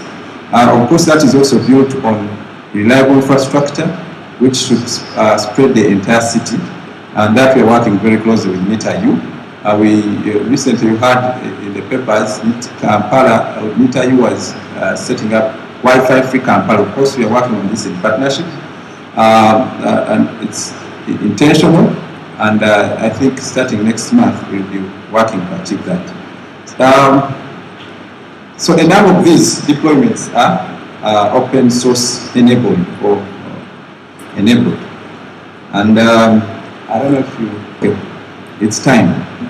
I'll be glad to hear from you about what we've shared and what we intend to achieve. In future, he asked the question of how do you engage, how do you use innovation? What is your innovation plan? We've made research on how most of these innovations work out. Some of the innovations come from the problems that you do have and improving the services that you want to give to citizens. And we've used several forums to collect this input through the political leadership, but also we are working, we've been trying to work with various partners in academia. We last month started something with Makerere.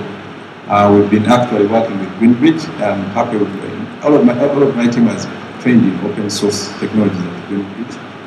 And soon we want to start up what is called Kampala Innovation Society, which is all inclusive, whether it's startups, academia, and we want to put some fund into that society so that we can boost innovations that can be used to transform our country to a middle-income country. Thank you. Okay. Thank you, Martin. From your presentation, I have picked a number of questions that perhaps I will share after. But allow me, without further ado, request. Second, please get my program right. Honorable Justice Ntene, to share his experience. Sir, before you speak, I want to share something about the judiciary. Many years ago, I was a very young man. I had just finished my master's from the Netherlands, and various sparkling ideas. The very first place I stepped in to do graduate internship was actually in the judiciary. I worked under Fred, and it was very revealing, and it launched my career. So I hope to hear the new developments and how in 2016, because that's almost 10 years ago, we've made a difference in terms of administration of justice using technology. Sorry, most of it. Thank you, Chair.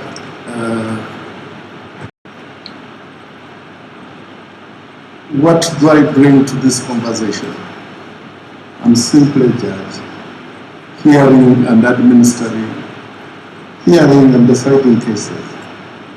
For the last 20 years, I've taken some interest in how technology can assist both me individually and the system of administration of justice in delivering justice to the community that we serve. As an individual, I have probably no influence on the system. On the one hand, because I'm involved in administration. But on the other hand, working with those involved in the administration and my colleagues, it is possible for technology to influence, to act as a tool that improves what we do.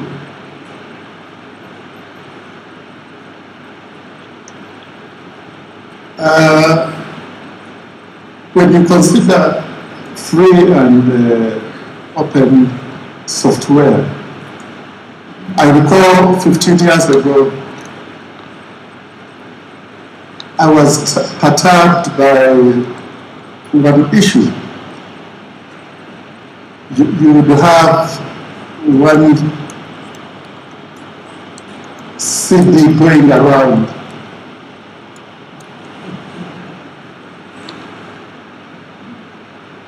for a word application to be placed on each of us' computers.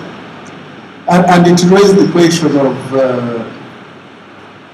were we really complying with the licensing process of Microsoft? I thought we were not. I wrote to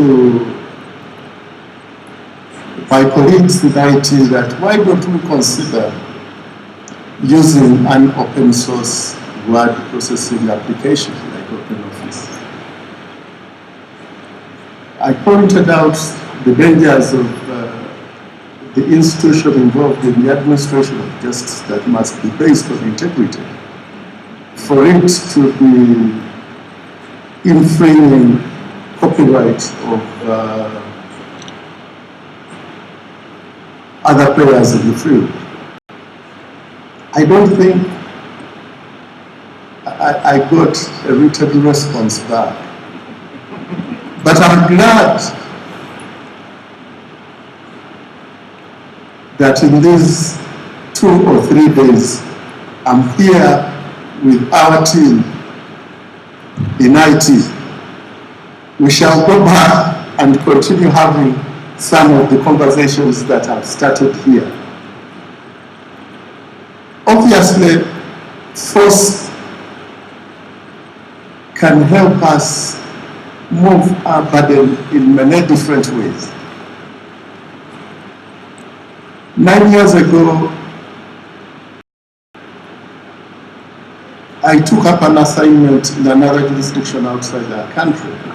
And one of the problems I found was that the case processing systems were manual. In Uganda, we had an automated system called CAS that had been developed to manage case processing and dissemination of data with other applications, including calendaring of cases. I came back to the administration here and said, can we share? Can you give me this and I use it in another jurisdiction? Initially they were reluctant, but finally they agreed. And along with the application, I took a young man to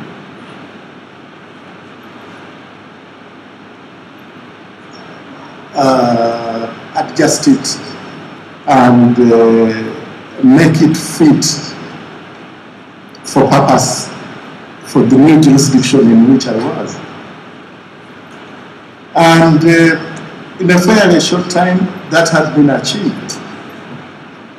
And we had an odd case processing system, but supplying us with the right information we needed to make the right decisions at within a particular time frame.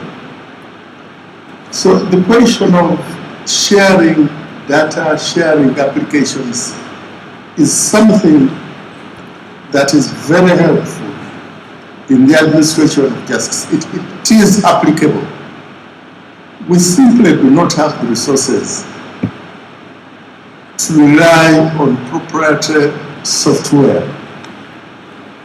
We have been looking at a new system of CAS, and the type of figures that have been thrown to us are just way beyond our budget. Yet, I think if we looked enough, there is the possibility of something cheaper that is able to achieve what we need. There is one area that perhaps I could talk of in terms of open government data as a government institution. We make decisions. We publish this online. We have been able to use software developed by the free access to the law movement to be able to publish under our protocol, Uganda Legal Information Institute. We publish both decisions as well as legislation. This data is freely available and free for reuse. In fact, other developers have used it to develop commercial legal databases. So, in a nutshell, I think this debate is overdue. There is a lot for those of us involved in the administration of justice to benefit from free and open software, just as there is a lot for the public to benefit from open access to our decisions and the information that we have. I thank you for listening.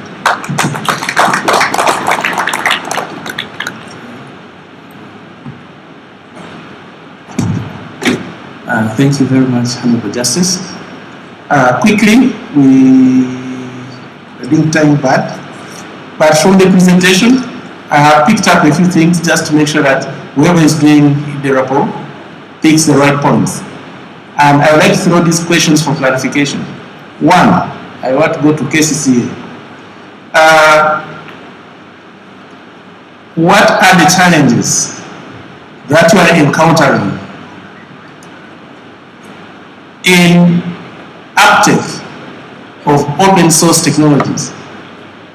The rumor I have in the corridors or the streets as I walk is a whole issue of support, tech support. It is available, but you need skills to actually access it.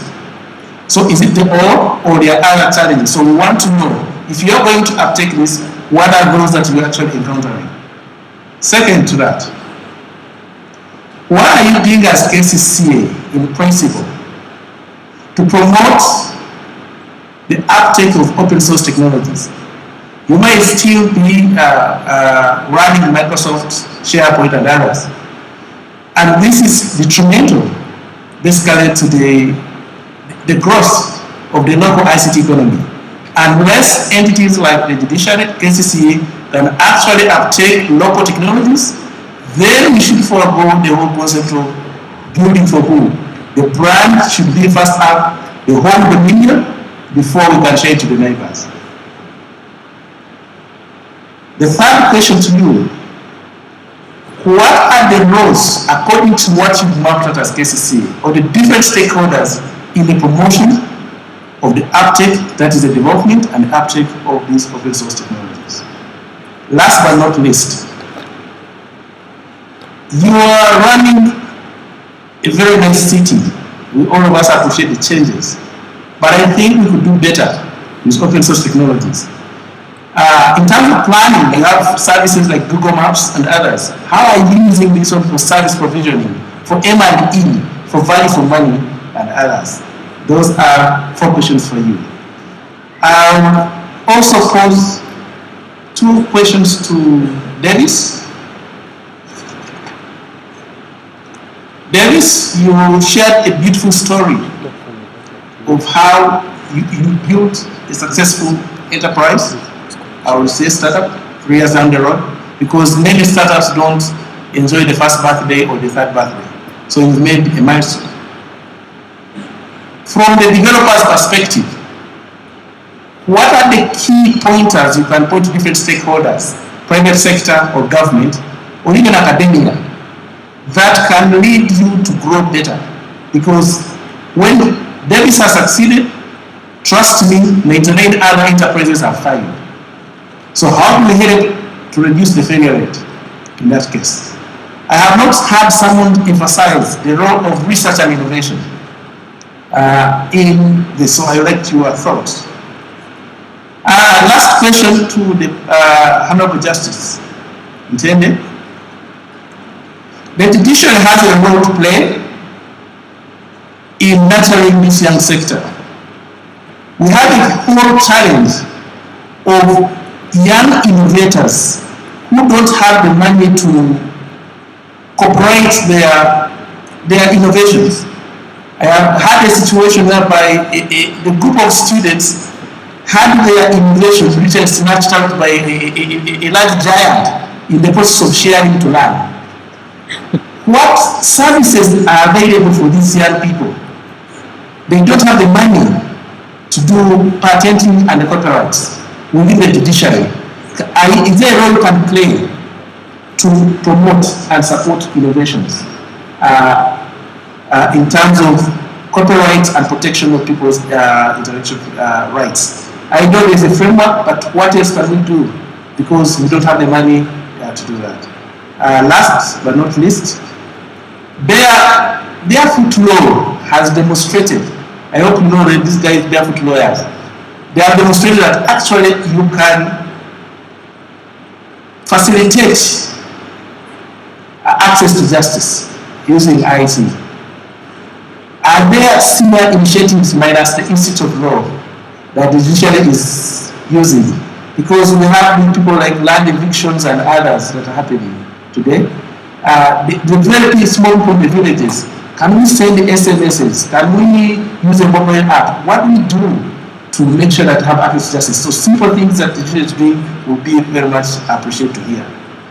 With those questions, I open the discussion to the forum. So, Martin, you have the highest number of questions. You have 3 minutes. Davis, 2 minutes, and Honorable Justice 2 minutes. Do they have this before or they are part of? You can guide us. Yeah, I think we can get the 3 minutes so that we get them to you. You can save time. Okay.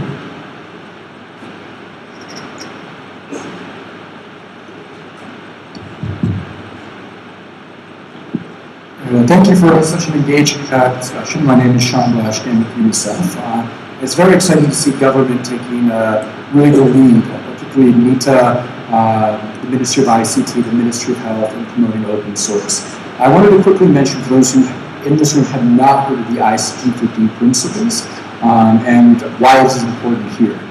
This is a set of principles that promote open source, open data, open standards, largely to strengthen government and country-led ownership and capacity of systems. What's important to this discussion is that these ICEEE principles, which you can Google, have been formally endorsed by every UN agency, by the World Bank and a number of other major banks, by major donors like the Gates Foundation, CEDA, and the US government. And they've all pledged to be supporting open source local systems. And so I want to turn this into a question to Davis, specifically on this context with such a growing demand for open source tools and products, and specifically around tech support. DHIS2, which you mentioned, while this is the national system for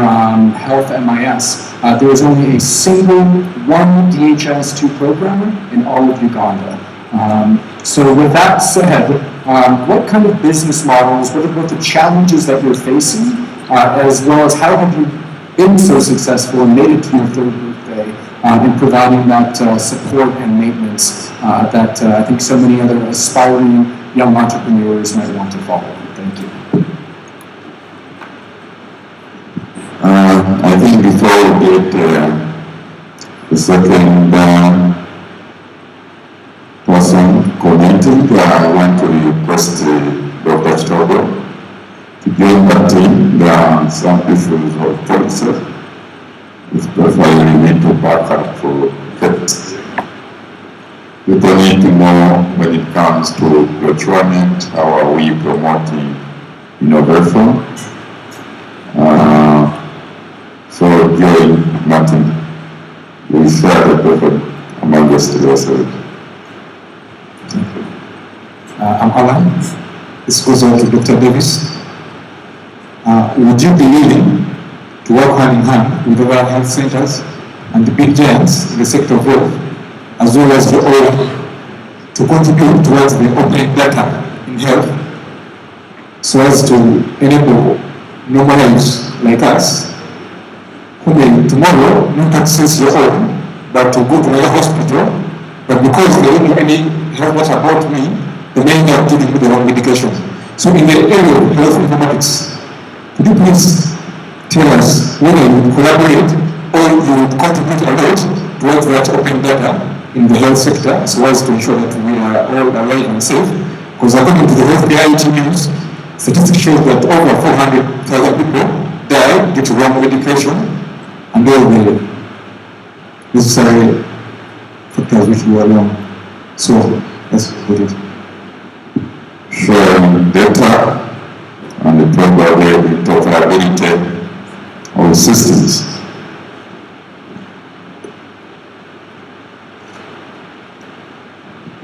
Okay, my name is Joe Oscar. My question goes to the gentleman coming from KCCA. You mentioned an app which controls traffic. Comfortably speaking, that app was developed at Makerere University. But then the team that developed that app, it wasn't happy. In other words, they were a little bit cheated. So we want to ask, is there any way we can address that and even also encourage other innovators that are going to come up with apps that are going to help control traffic flows, because I believe there are some which are being developed right now at Makerere University, but we fear that those apps might be threatened. Thank you very much. Okay. Not rewarding, not is it a kind of piracy? Okay. Martin will talk about it. Good afternoon. My name is Patrick Kadama from NFT Consult.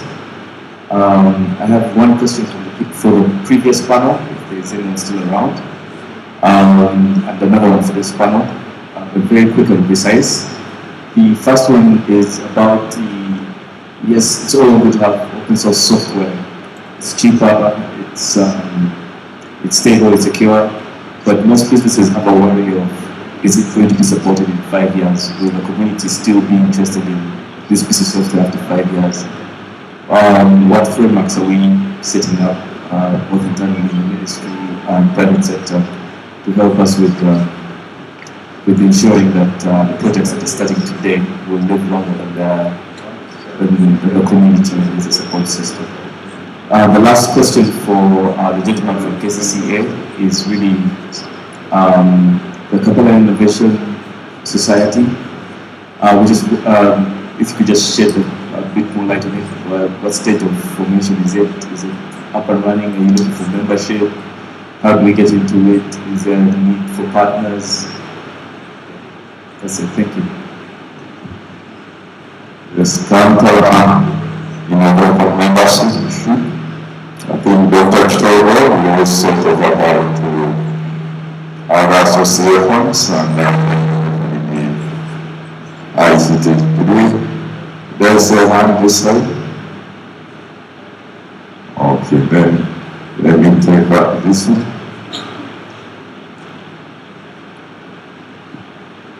Yeah, thank you. My name is Stephen James Kelvin. First of all, I would like to thank KCCA for the good work that they are doing because since birth, Uganda has never had a city. It's because we really define the city, it's just modern town. Yeah, so my question goes to the judge. In that institution, they have the criminal lawyers, commercial lawyers. So I don't know if I don't know if you also have in plan to have the IT lawyers so that we need to know the right people to present and protect us linked to that, because we are tired of them shutting us, let's say, in social media, but wrong people go and present us there, and yet they totally know nothing in IT. Thank you.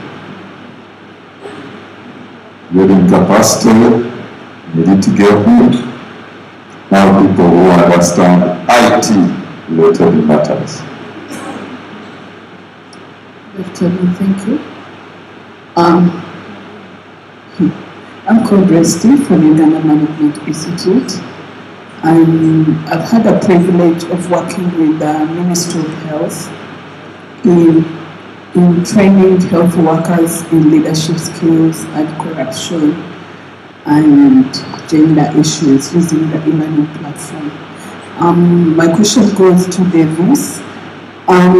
Deep the sides of the villages, the rural areas, we have very big hospitals in the regions. For example, there is a region, the West Nile, but they also have very many health center falls, and these people, their quality of health service is still down despite the good facilities. How can we use your system to enable, to improve the quality of health service, maybe through the districts? How can we do that? How can you map that system in the various local governments to help improve the quality of health service? Thank you. So with the scalability of the service, and I think there was a question of sustainability to PSCC. Over to you, Chair, to organize your time. Thank you very much. Okay, MC.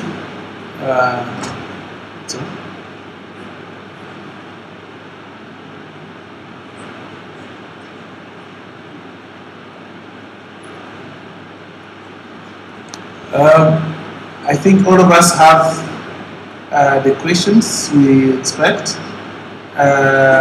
Davis will go off, so we shall follow this line. Davis will start. Martin will share some questions with the backup from Fred, and Justin Tende will also share some questions with Fred. So when it comes to the judiciary, he will provide a first insight, and then Fred will back up from Mita's perspective in terms of policy. So Davis. Okay, all right. Thank you very much for the questions. I have about 4 major questions that I think I need to respond to. And the first one was really around developers. How can developers engage to be able to promote growth, from the perspective of, open source technologies and also the healthcare space? And I think we are in an era where a lot of healthcare is going digital. from the consultation to diagnostics to electronic medical records and so many other things.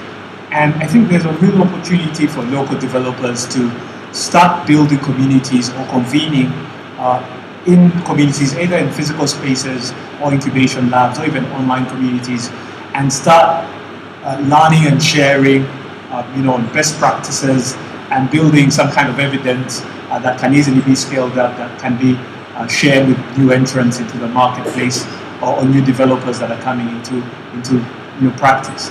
And I think that creates a lot of mentorship. It gets a lot of best practices being able to get implemented straight away, so that people do not reinvent the wheel. And I think it's important for developers not to reinvent the wheel, so that they can rely on existing tools, existing libraries for them to further what we know works for sure. And then also there is a real opportunity for them to contribute to technical standards. There's very little known or very little penetration of technical standards, especially in digital health in Uganda. So it would be very important for them to learn standards like HL7 and FIRE and so on, and see that people that are building digital healthcare platforms in hospitals and in any other place are actually following through on these standards, so that they do not find themselves in a very difficult place where they're building silos and all this data cannot be used. So then there was also another question that touched on how can we provide sustainable tech support to ICT4D projects. And a lot of ICT4D projects right now are really centered around a set of guiding principles, and you can see that there is motive for them to be sustainable over a long period of time. And the real question is, at the point that we have to hand these over, let's say, to government, what kind of interventions can we deploy to make sure that the investment in these ICT4D projects is realized over a much longer period of time. And there's an intervention that I participated with. The government was rolling out the DHIS2 project that Sean Blashiki talked about.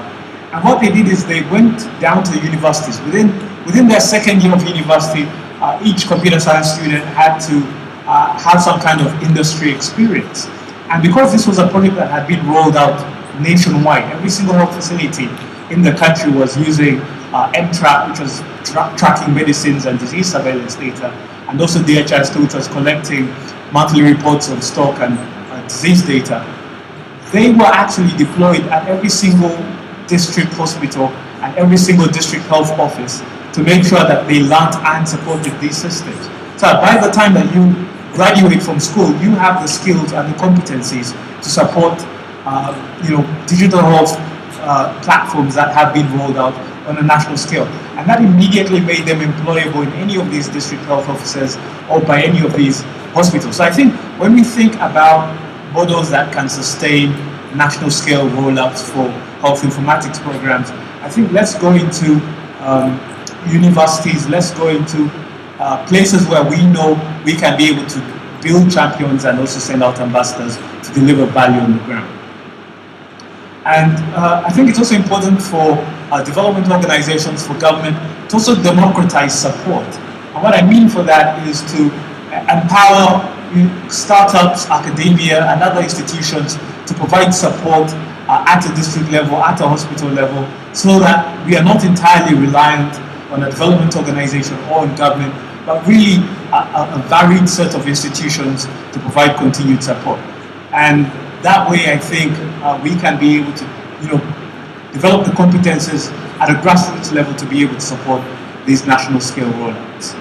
And then the other question was really on whether we would be willing to work with other stakeholders to integrate and, collaborate so that we can provide you the benefit of having your health record in hospital A and your health record in hospital B and your data, securely shared, so you don't have medical errors that would cause any kind of complications. And I think that's entirely why we want to use open source technologies for our electronic medical records, and also reduce the barrier for implementation of digital health programs. Because what that will do is it will increase uptake. We can be able to build communities that can support all these different hospitals. Health data is only valuable when it's shared with professionals, when it is viewed in terms of populations, that is when we can really get the dividend out of it. So for us, it's something that we don't need to be sold on. It's a direction that we're trying to drive everybody to, one of interoperability. And because healthcare has way too many stakeholders, from the insurers to the payers to government to patients, interoperability is extremely vital for us to be able to experience the full potential of taking healthcare digital. And open source really is the cornerstone for us. And then lastly, there was a question on the quality of health services in rural areas.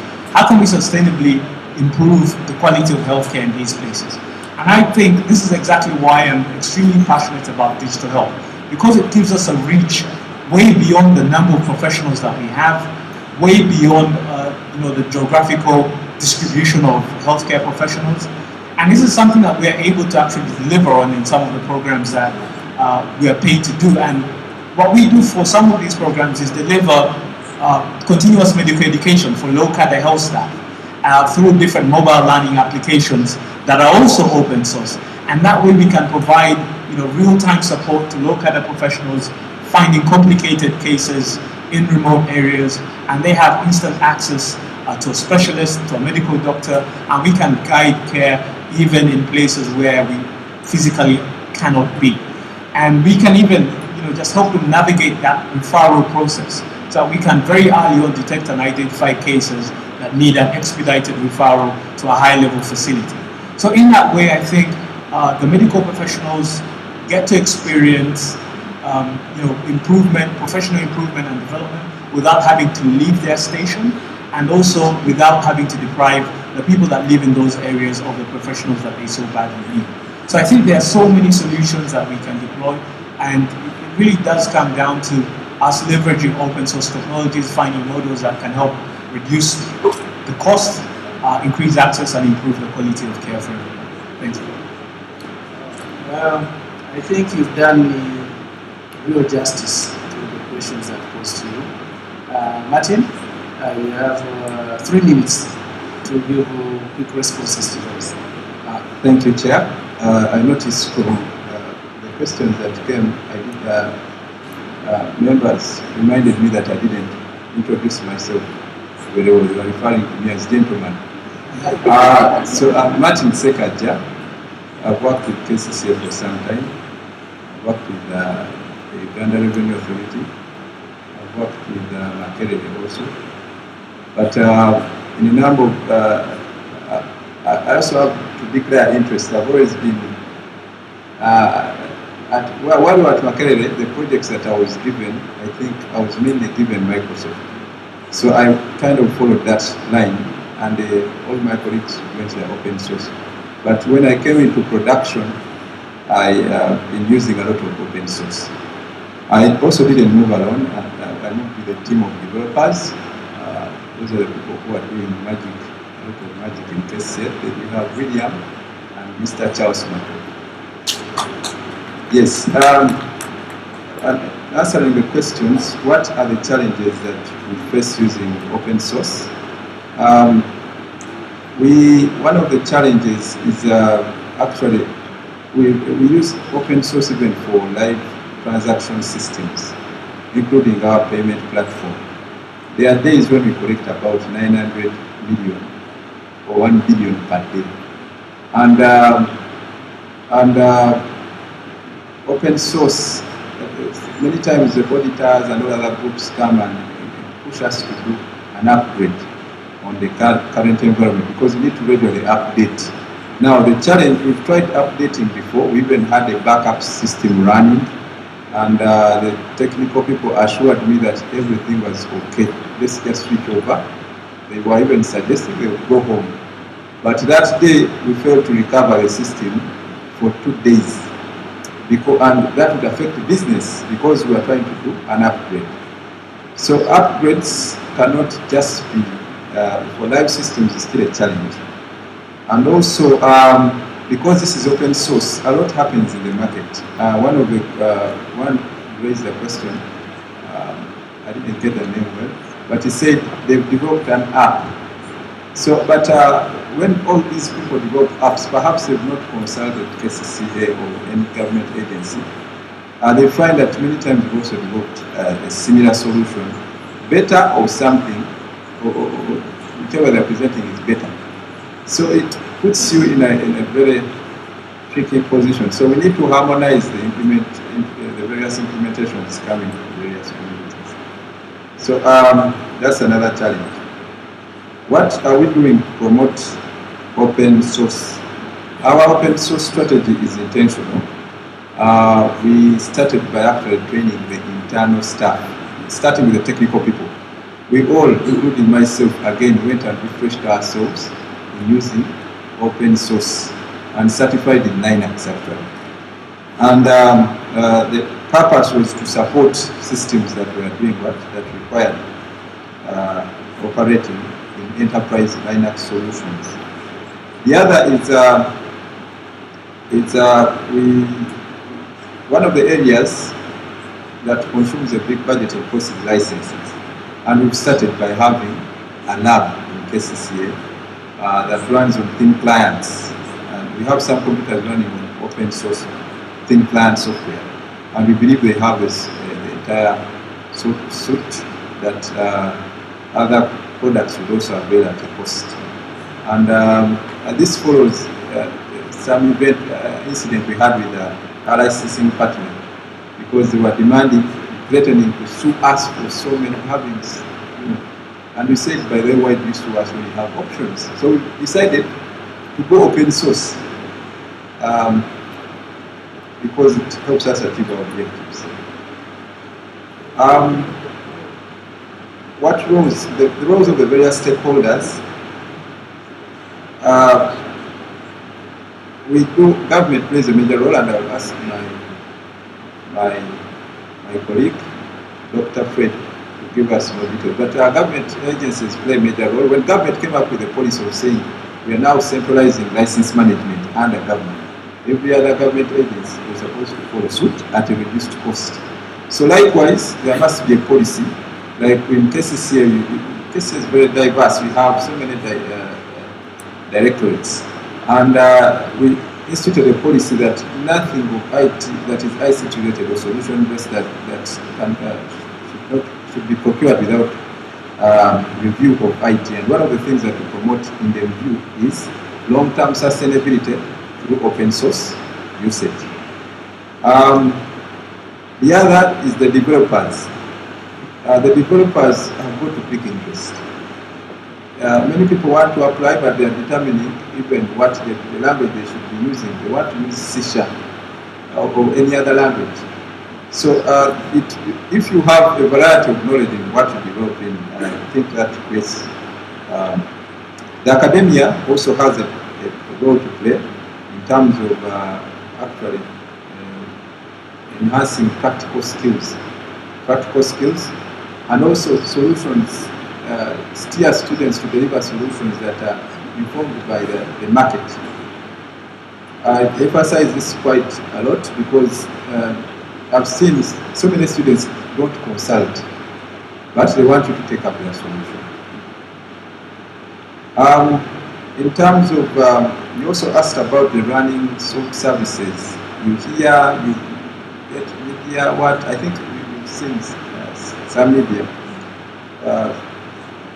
referring to how expensive some systems will buy. But we use a lot of open, we have so many services that we operate, and we want to optimize available resources. For instance, we use our social media accounts are very, very active. We have about 120,000 followers, and we use it for effective communication. We also use we have an internal policy. A number of these things, these solutions are delivered by people who are former students, people who are up to the game, and we do it internally. We have, for instance, a KC mobile app was developed by Makerere students. Just those who are finalizing that year, you can actually download it on all platforms, including Android. So generally, our mobile value-added strategy is open source. Even our SMS shortcode is open source. When you communicate to us, we use an open source. We have a platform that is open source in the back end. Besides even the revenue management system is also open source. I mentioned this earlier. And again, it is developed. The framework was procured, but because it's open source, a lot of what happens, we have about 21 revenue sources, and each is very diverse in its operation. It's all developed by the developers that are introduced. So, and they are local here. They just get government allowance. We don't pay millions of dollars. Then a friend of mine talked about traffic management app. In my presentation, I wasn't actually referring to this. I just wish to correct this. This is not entirely open source. It is something that we are building because we require a traffic control center. Now, in the discussions again Nita had with us, they encouraged us to have data sharing with the public because the public can develop apps that they can use on their site. For instance, I think it was James who talked about trying to find trace routes that are traffic free. Now that we can share data that you need for you to develop such an app. But if it is a solution that we want from our side to perhaps do remote control of junctions, allow maybe manage traffic patterns, that's what I was referring to. It's from our side. We are piloting with Ginger Road and Ginger Road short right around there. We are setting up a pilot from which we shall install after improving so many junctions in Kampala. I want to set up about 500 junction traffic lights. So again, someone asked about the Kampala Innovation Society. The Kampala Innovation Society, we realized after engaging with various entities and following what we had done, like startup companies, like innovation hubs, academia, we needed to have a formal structure that we would use to fund initiative, innovations that come through that. If something applies to KCCA, it can help us solve a given society, community need. We wanted to find a neutral ground funding that. But because NITAU is coming up with Center of Excellence, we need to match thoughts. It's a matter of just working out this framework and we should be able to go. But it is all inclusive, it's not just limited to ICT. For instance, we've had people who have worked on a mobile-based solution that can turn off and turn on street lights centrally. You just send an SMS and all street lights go off. This was such a good solution in terms of managing costs. Yeah, thank you. Thank you, Martin. Allow me to request Honorable Justice Intended to give me thoughts on the few questions posed to him. Afterwards, Dr. French Togo from NITA will wrap all the discussions that we have. Thank you. I will start with the last question that was raised as to what plans we have for getting some IT lawyers. First of all, the question of training of lawyers, that is a matter for the Council on Legal Education, not the judiciary. But I can tell you that quite a number of people have trained in the area. I have a master's in information technology myself, obtained online over the internet. I wanted to test out the internet as a learning environment with a view to ensuring that the judiciary can use it to offer continuing professional education to its officers. So I offered myself as a guinea pig to see how effective it could be. And it was wonderful. I was able to do a program without regard to time and geography. I registered while I was in Uganda. I did my first semester when I was in East Timor. I came back to Uganda, did the second year. I wrote my dissertation when I was in Eastern Europe in Kosovo. So it has a lot of advantages apart from cost savings as well. So yes, These lawyers are available, but probably the issue is how do you seek them out for them to deal with your problems. Perhaps this is something we can work on with the Uganda Law Society to indicate competences of different legal firms, information that you can rely on as being correct. When somebody says, I'm specialized in this area, you can rely on that information. Now, the other question was, what role has the judiciary play with regard to young innovators? I think the answer was probably provided in the earlier panel when they talked about enterprise development and innovate, but with an enterprise, with a business model attached to your innovation. I think we can act as an incubator for you.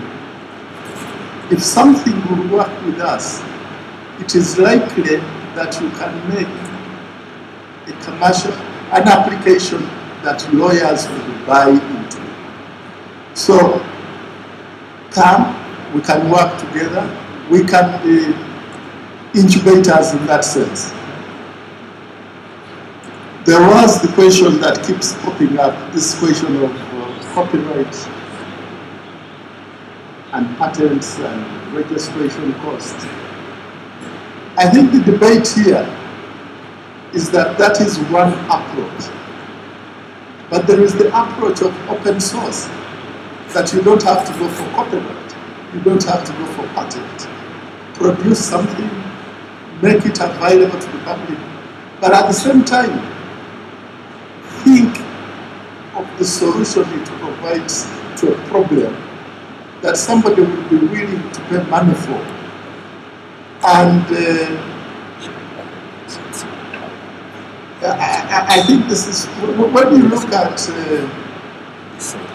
the just law and order sector, or administration of justice,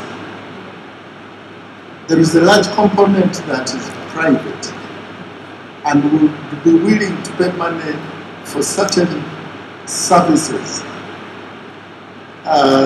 So come work with us so that you can understand the area, and then you'll be able to hone your business skills as to where you can find a market. You have seen of recent how the spotlight has come on the police force in the use of force, just through the availability of technologically recorded evidence, indisputable. Whatever political divide you follow, a stick is a stick, call it a baton. If you are driving a police vehicle and somebody has trained his video on you and you knock somebody, all these things, because they have been brought into the public domain, they remain open data. It is forcing the justice system to respond to abuses. So I'm all for open data, and definitely we shall be better as a society if people have access to information. Wow, Honorable Justice raised a very important issue: open data. And he used examples that can bring the memories as we leave this room.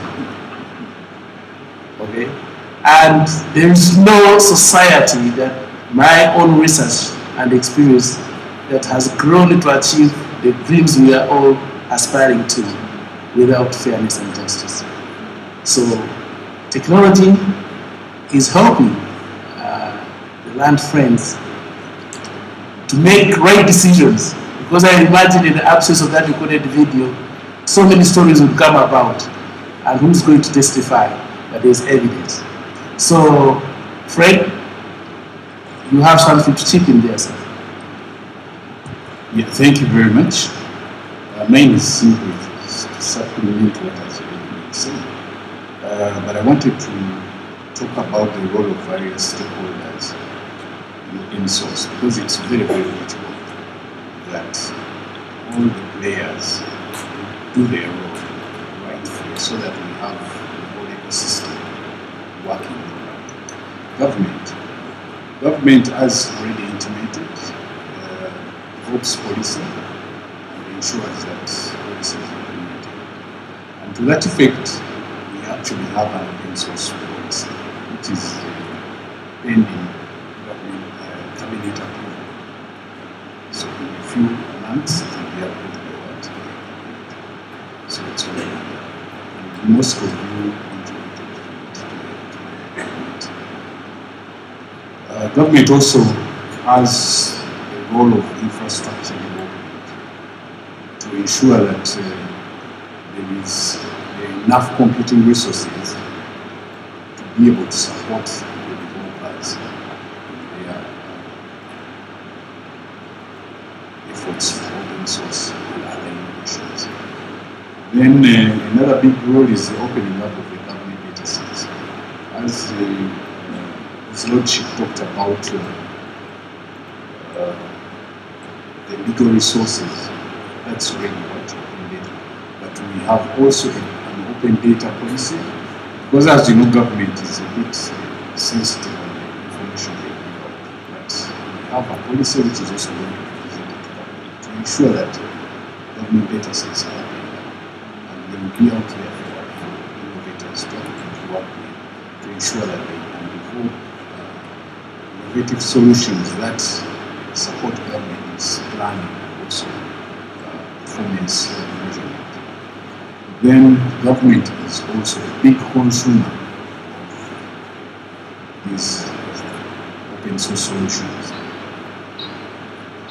The industry is supposed to be a consumer as well. The industry will be even the banks and other institutions, but they also should ensure that they adhere to standards.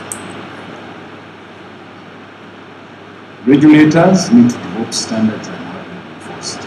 How many of you know that there are software standards? And how many adhere to those standards? That is the biggest question.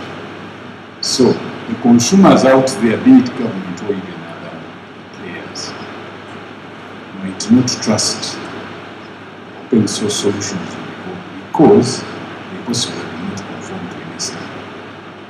And it is the industry which has to demonstrate that we actually conform to the standards. What government is also doing with NITA and UNBS and also by city is we are working with the UNBS to adapt ISO standards, some standards for software, which are going to be made national standards. So that we have a standard that we follow. That when we say my software is conforming to the standard, then it is good. Of course, that will help build the industry as well, to ensure that whatever you do is of quality. And we're also looking at exporting our solutions. So we need to, the industry needs to ensure the academia have a very big role to play in terms of doing the research, training, and the actual innovations. So theirs is to channel the innovations, but also they should conform to minimum standards. How do we ensure maintainability of open source solutions? I always give this story that in the 90s, many institutions had programmers and solutions were being developed in-house. Around 2000s, trend changed. They started procuring ERPs and very expensive solutions. So, what should we do? But now that it is changing back because of the, I think his lordship talked about the exorbitant side. I am aware that as was something 3.5 million US dollars for that system when they put out a tender. So really that is not manageable. So we need to, what do we need to do? First of all, to ensure that we have standards and we follow them, and we need to certify companies such that we know that companies which evoke solutions or to which innovators subscribe to have a bare minimum standard they follow. We need also to develop communities, because I will tell you there are very many open source solutions like HR, different verticals and horizontals. But if you don't develop communities locally, then those solutions cannot be strengthened to be enterprise solutions. That's why we are always into small apps. That's the innovation we are doing in Uganda. Small apps. Yeah. But we do not go into enterprise solutions. The other time they put out a tender for e-procurement system. And you could see that there was no player around. There was no one could compete, because we are looking at the small apps. So we need to build those communities and bring our knowledge together such that we piece up credible solutions that can be commissioned and trusted. We are creating an ICT Innovation Center of Excellence, which is not there to take over the innovation hubs, but it is there to ensure that we have a strong governance structure for ICT innovation, including open source.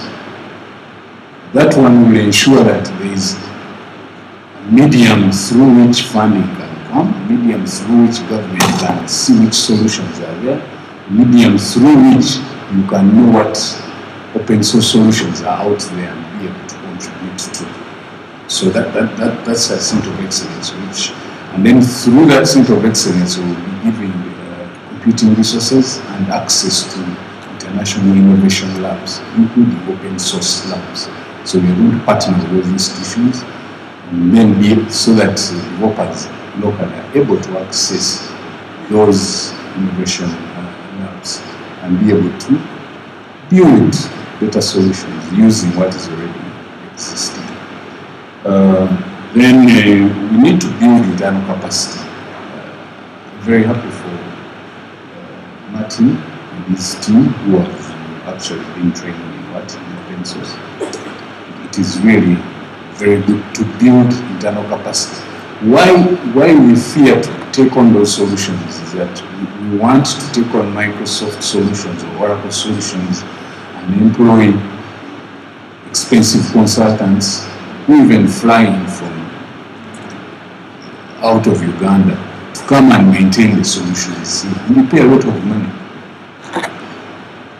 So we need to build our capacity to be able to do it, to maintain those solutions when they have been developed locally. Another one is the training.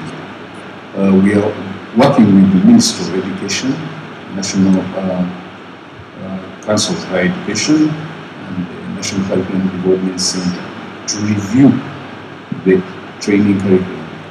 Indeed, we have developed an e-government curriculum framework, and it has open source as one of the requirements. And we shall partner with the training institutions to develop curricula which are in alignment with that framework. So we are not developing the curriculum, but we are developing a framework such that it trickles down right from the primary schools to the university levels, such that we have that training. So we shall have a community which is trained in that open source. Last one, I wanted to comment about the Kampala Innovation Society. And Martin, this is for you. We need to strengthen the existing association that we have. That is the only way we will make our associations strong. If we create smaller associations, then it weakens. It doesn't have a what. Now we have an ICT association in Uganda. So we need to have these as domains. Domains, a domain for innovation, a domain for standards, for, such that we strengthen that association. It will be strong and be able to deliver value for us. Thank you very much. Before you come in, with a couple of announcements to make. One, that we are all on the lunch. Let us think for ourselves. You know, I'm trying to learn some cultures. I hear the Eastern culture, Japan. When we go to the meeting and they serve tea before work, we just go, or they will not take because they think business is what? Over. So we are all on the lunch because we have done a fantastic job. Let us clap, please.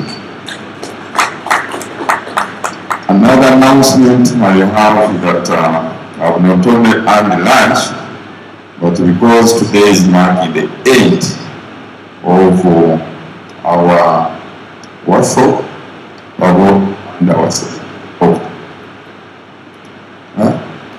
That good news? Yes.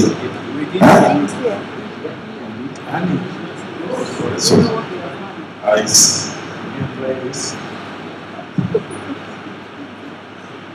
Sorry about that. But we have a cocktail where everyone is invited. It's what is going to wind up our 2-day workshop, as you are aware. According to the program, tomorrow is exclusive to FOSSFA community and also the local organizing committee, that is Minister for Interior, Minister for ICT and National Guidance, and some other groups. There could be some people who could be preferably invited for tomorrow, but today is the marks the end of the workshop. So we are going to have a cocktail at 5. It's going to be served at the lakeside. So please don't leave that important event. I realize that the panelists could not exhaust all your issues. We are going to use the cocktail to extend our networking and also to discuss some of those issues at a personal level, face to face. You are free to go to James. If there was anything you wanted to follow up, it will be available. Also, now joining me to thank Greg for a very wonderful moderator. Because of the time, also allow me to thank the panelists also for a very good presentation and response. We are going for lunch. It's a late lunch, and I apologize for that. I know now you accept my apology.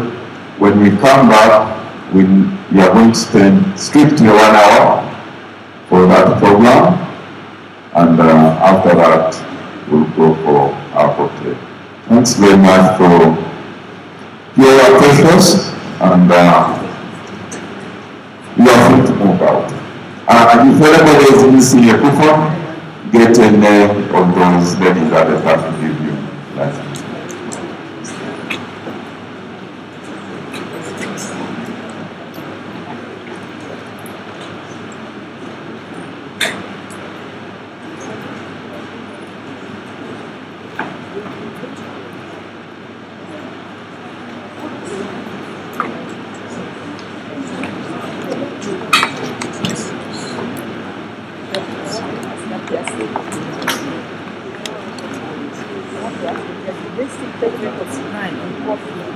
right don't matter. That's the reason.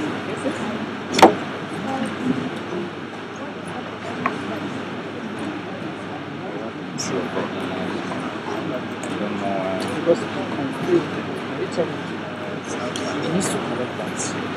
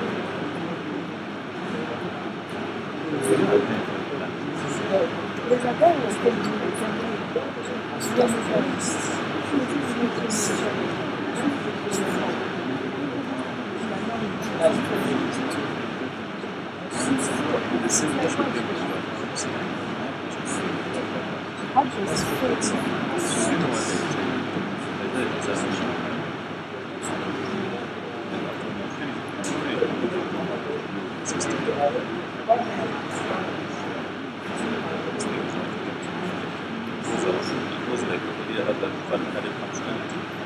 It's like the building model.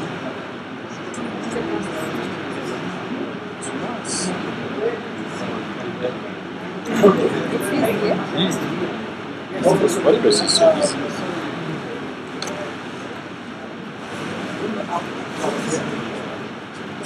That guy is giving out wrong information. For me, I thought I was coming tomorrow. Now I thought I was not. Then she only saying this has to come. No, you come tomorrow. Okay,